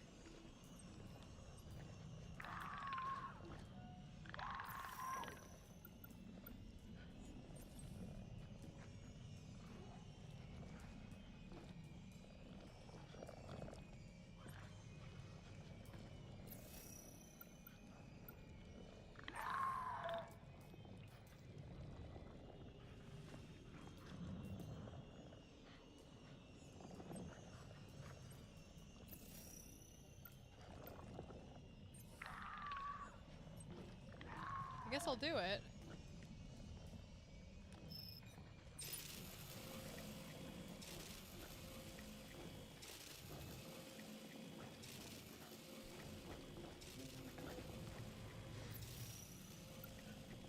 Okay.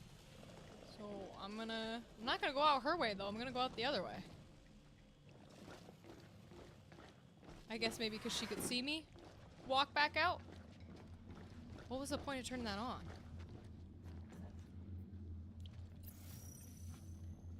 Is she not just gonna come downstairs?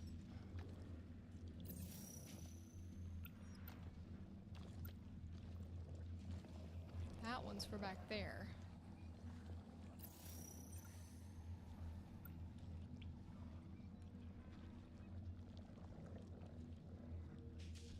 I have to go forward, but I'm assuming there's no power there.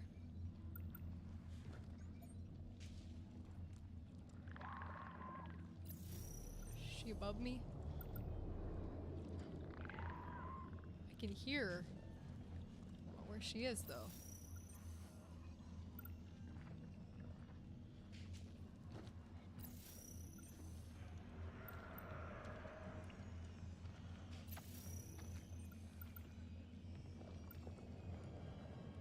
I mean, I can send power back there, I just don't know why.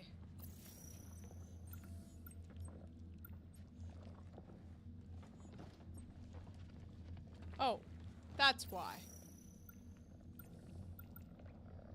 But someone ran back there. Who is that? Oh god. Is she fully gonna pass me? Is she gonna see me?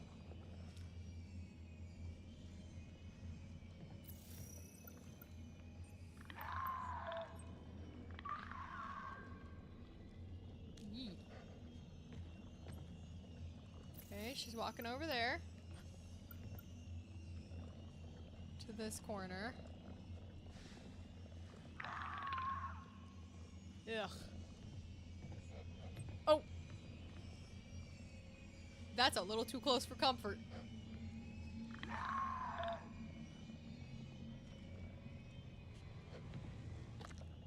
Okay, she goes there. Do I have to pass her when she's looking at that? Because that's crazy work. Unless I should turn around while she walks. Maybe I should turn around. Go. Why are we not going forward? What the fuck?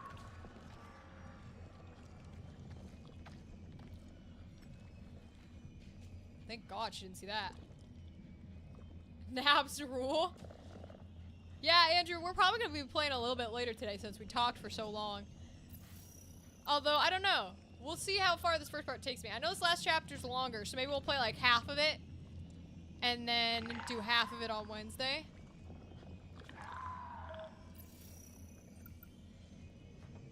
Okay. I'm gonna get the fuck out of here. I guess we'll try the other room. Since she's back down there, and that one appeared to do nothing.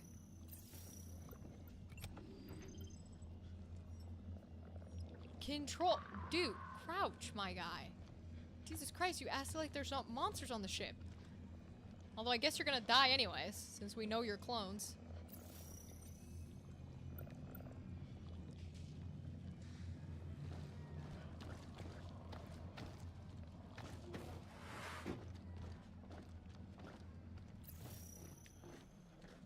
What's this?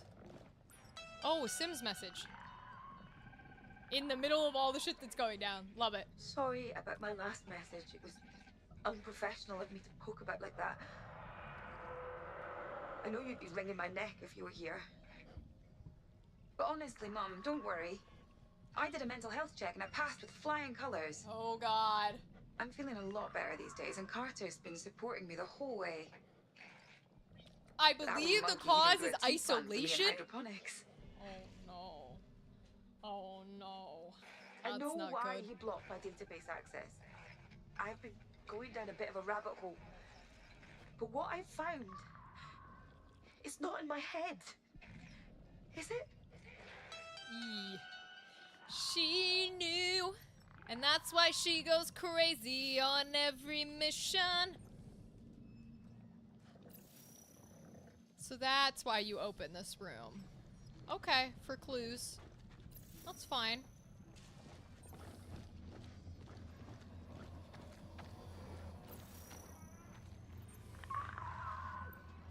Okay. I'm gonna open the other room again and try and sneak past up there instead of walking past her here. Because it feels so, like, undoable. She's gonna hear me or some shit.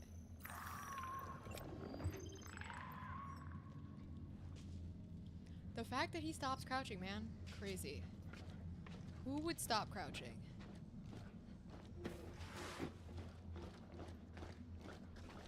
Is she still gonna be in here? Does the game recognize I've stepped in here? Or will she stay prowling downstairs?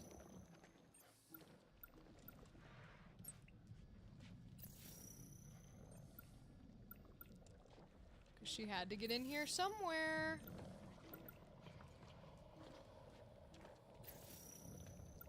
Oh, fuck me. Oh, fuck me. Oh, it does. It recognizes I've come up here. Fuck. Oh, Jesus. You don't see me. You don't see me. This is a legitimate hiding spot.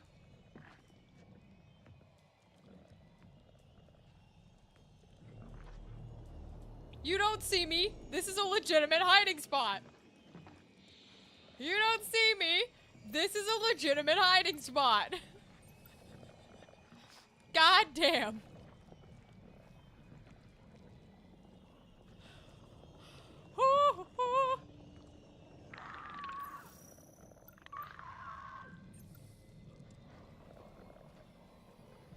Oh, Andrew, are you playing a song? Well, I already used that one. So I'm gonna have to do the way downstairs then. There's no fucking way I'm getting past her. Think I'm a clone now. Oh, I get it. I get it. Oh, fuck me.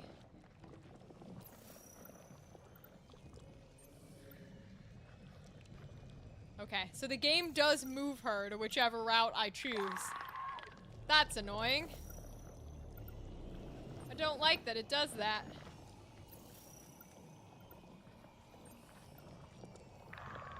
Maybe she travels that way long enough that I could sneak past.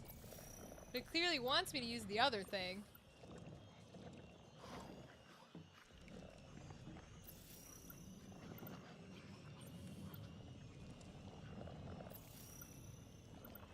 We're gonna have to try.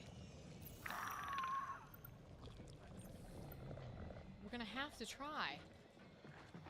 Am I crazy?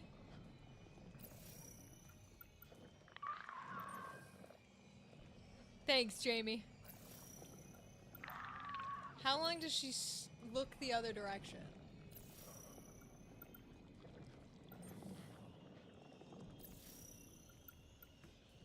Okay, so this is her over here. Whoa, whoa, whoa! Oh, okay. I was gonna say, she never walked this far before.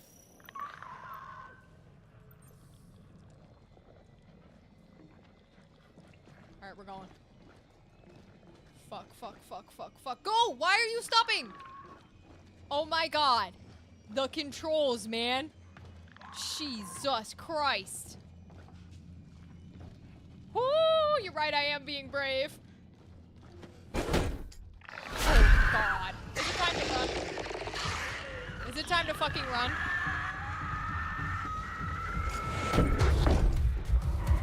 Lord. Fucking hell.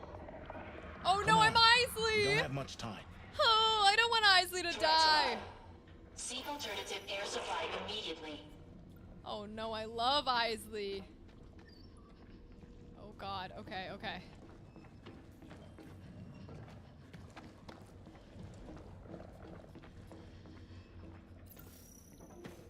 Alright.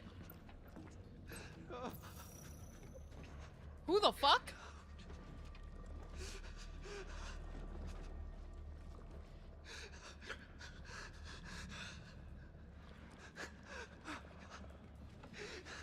Who the fuck is that?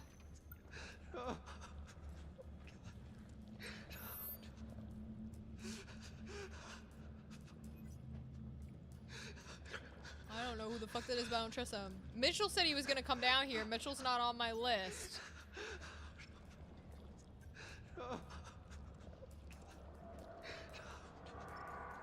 I'm seeing if these guys know anything. Because it seems like it's Mitchell. Mitchell? Is this the real you? Do I have to? Oh god.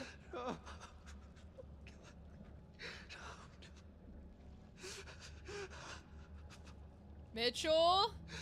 Mitchell? Is this the real you? It's not him, is it?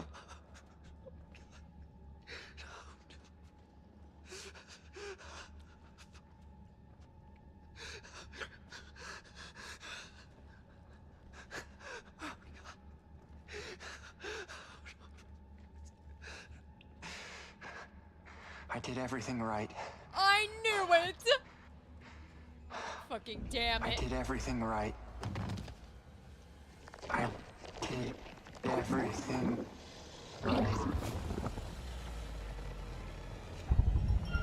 Hey.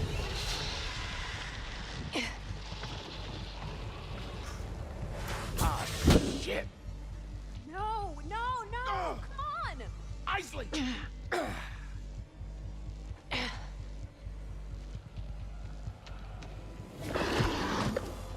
Oh god. Oh my lord.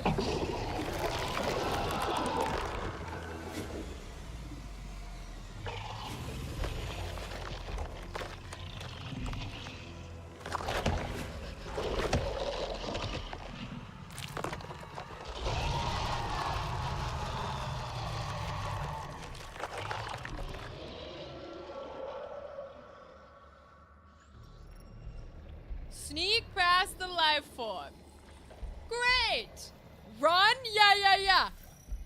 Literally, what the fuck?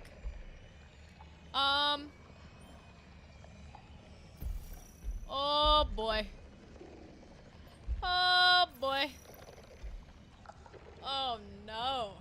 Oh, I knew it wasn't Mitchell. I knew it wasn't Mitchell, man. Where's he going? Where do I go? Over there? Doesn't look like there's much behind me. Okay. He's kind of stalking this entryway over here. So I think I go in that direction.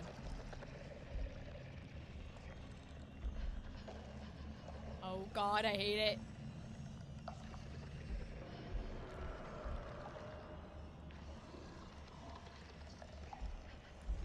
I don't know, man. I have no idea, Andrew. Well, they're not turning, to be fair. Oh, it disappeared. Awesome.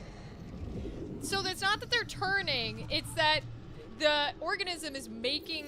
So we are clones. We found out last week that we are clones. And the alien life form they sent us here to fuck with is also making clones of us. Because the Earth is trying to study it by using us. Oh, fuck, fuck, fuck, fuck, fuck, fuck, fuck, fuck, fuck, fuck, fuck, fuck, fuck, and there was glass right there. No, no, no, no. Do not come around. What the fuck? Fuck.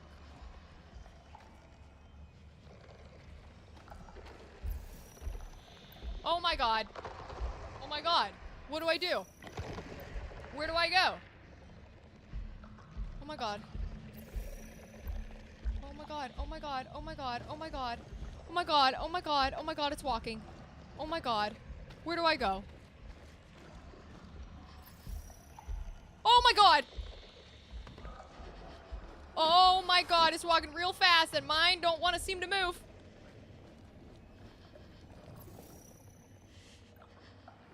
Where the fuck is it? Stop! Don't open the door, motherfucker! Where is it? My scanner's not picking it up. Where is it?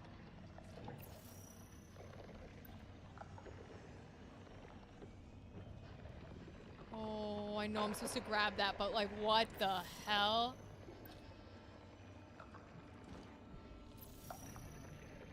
I need to know where it is. Why is it not telling me? Oh, oh, oh, oh, oh, oh. Okay, it's over there, it's over there, it's over there. Ooh, well that thing started walking around the corner and I realized I couldn't just stand there and hide. I had to move. Oh my god, that's terrifying. And I was literally about to do the dumb thing and comment that the sneaking hasn't been hard so far. Oh, Jesus Christ. Okay, it's walking to the left. Okay, it's standing and looking at something. Then it walks more inward. Okay. I'm so crouched in. I'm so nervous. Okay, it looks down there. Does it turn around or does it keep going? It kind of keeps going. Yeah, I know. It is not Requiem. This is a pure stealth game, man. Not technically a pure stealth because you do get to use like quick time events to hit it. But definitely not a shooter. Okay, so we're gonna wait until it turns here. Then I'll go grab the little generator thing.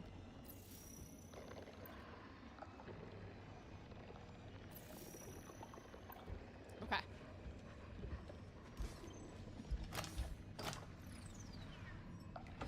Okay. Oh my god, the door's locked.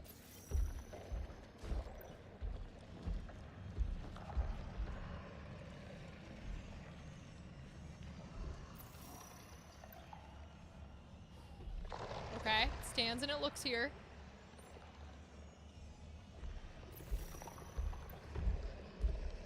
There's it going to the left. Okay. Ooh, ooh, ooh. This one's actually scary. Now that it's following me, now I'm scared. Okay, he goes over there. Checks that side. Okay.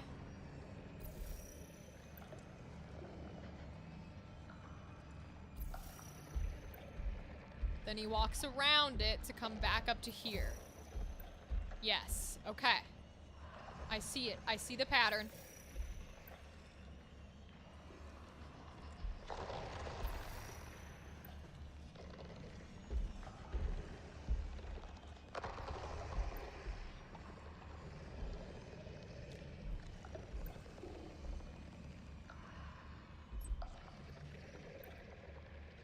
Mm-hmm.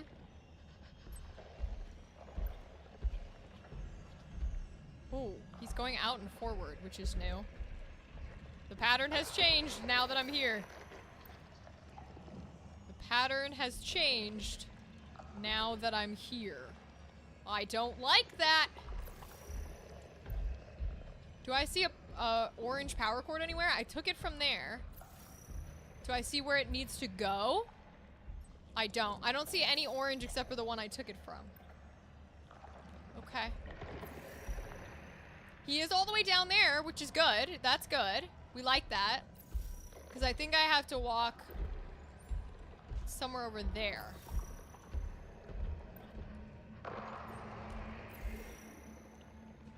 Is he gonna come back to this side? Because right now he's not on our radar. Like, our radar doesn't go far enough out to ping him. Okay, he's coming back around. Is he coming back over here? This is my question. Or can I hide behind that right there?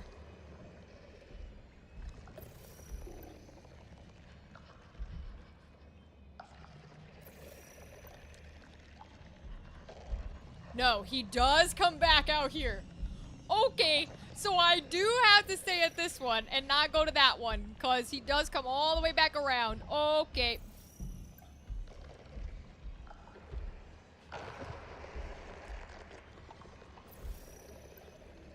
Okay, he should keep going to his left now.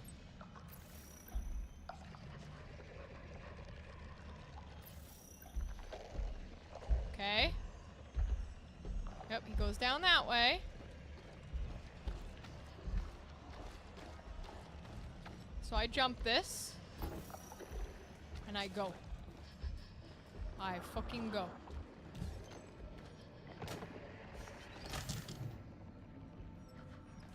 I fucking go. Like a menace.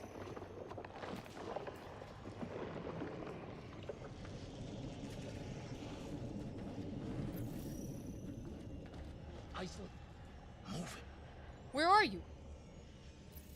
Oh. Okay. So this way? Right?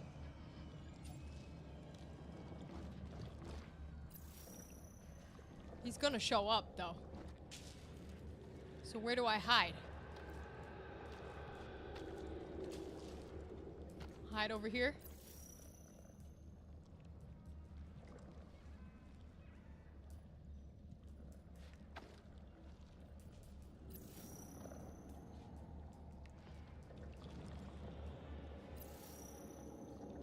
He's going to emerge. Where is he going to emerge from? Oh, Jesus Christ! Oh no! Hey!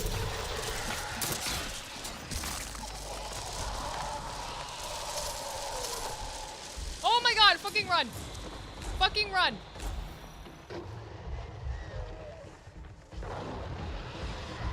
It's after you. Run! I'm running, Stafford! Oh my god! Ooh, ooh. You okay?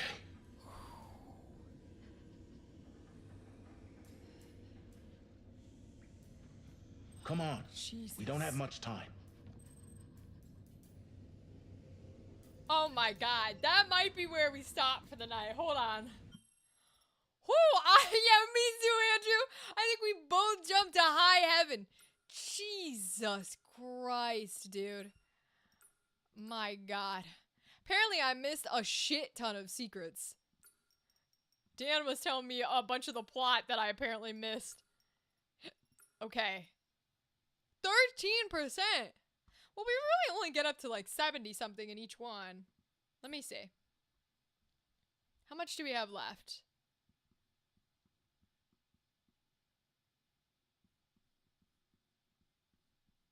Oh, Dan was right. It is a long episode. Dang. Yeah. Dadley was definitely screaming. I was, whew. I'm so glad I put the accessibility feature on though, because usually those quick times you have to tap it repeatedly as fast as possible. I switched it over. There's an accessibility option in case you can't tap like that to hold the button. I switched it over to holding because on a keyboard, I don't have enough experience typing to be able to tap it that fast. So I'm so glad I switched it to hold. I needed that. Yeah, I think we're gonna pause here. Because we did the, oh my god. Look at this whole section. Ooh, there's a lot we can play with. Okay.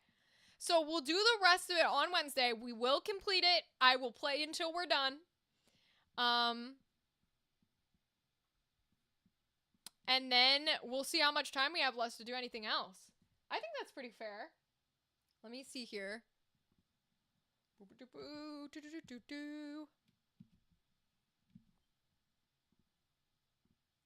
Okay. Squishy alien toys. Yeah, I mean, with this game, though, I will say, like, the jump scares have gotten me.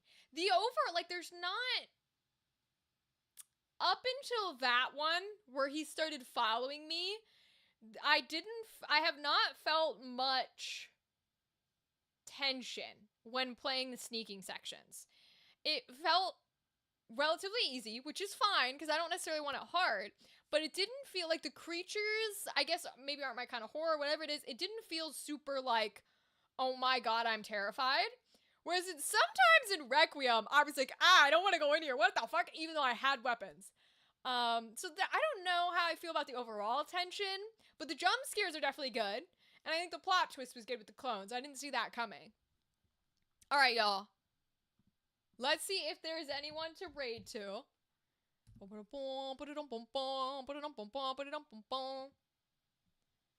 Who do we got running tonight? Who do we got running?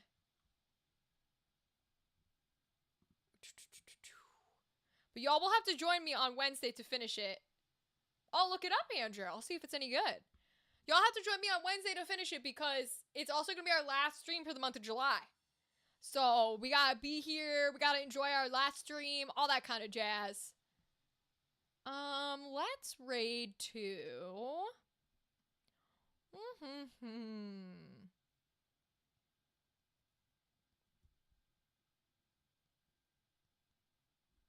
Ooh, someone's playing Dark Pictures. Who is this?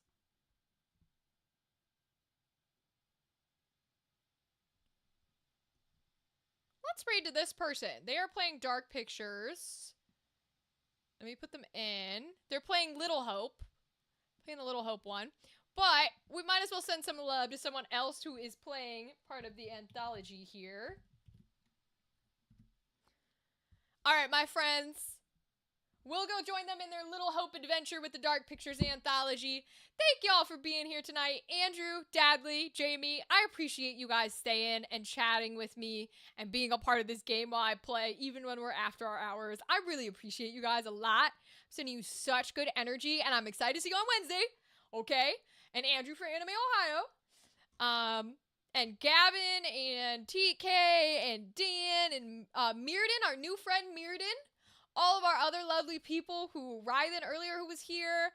Thanks y'all for showing up and stopping by and saying hello. Yes, have a great Tuesday, everyone.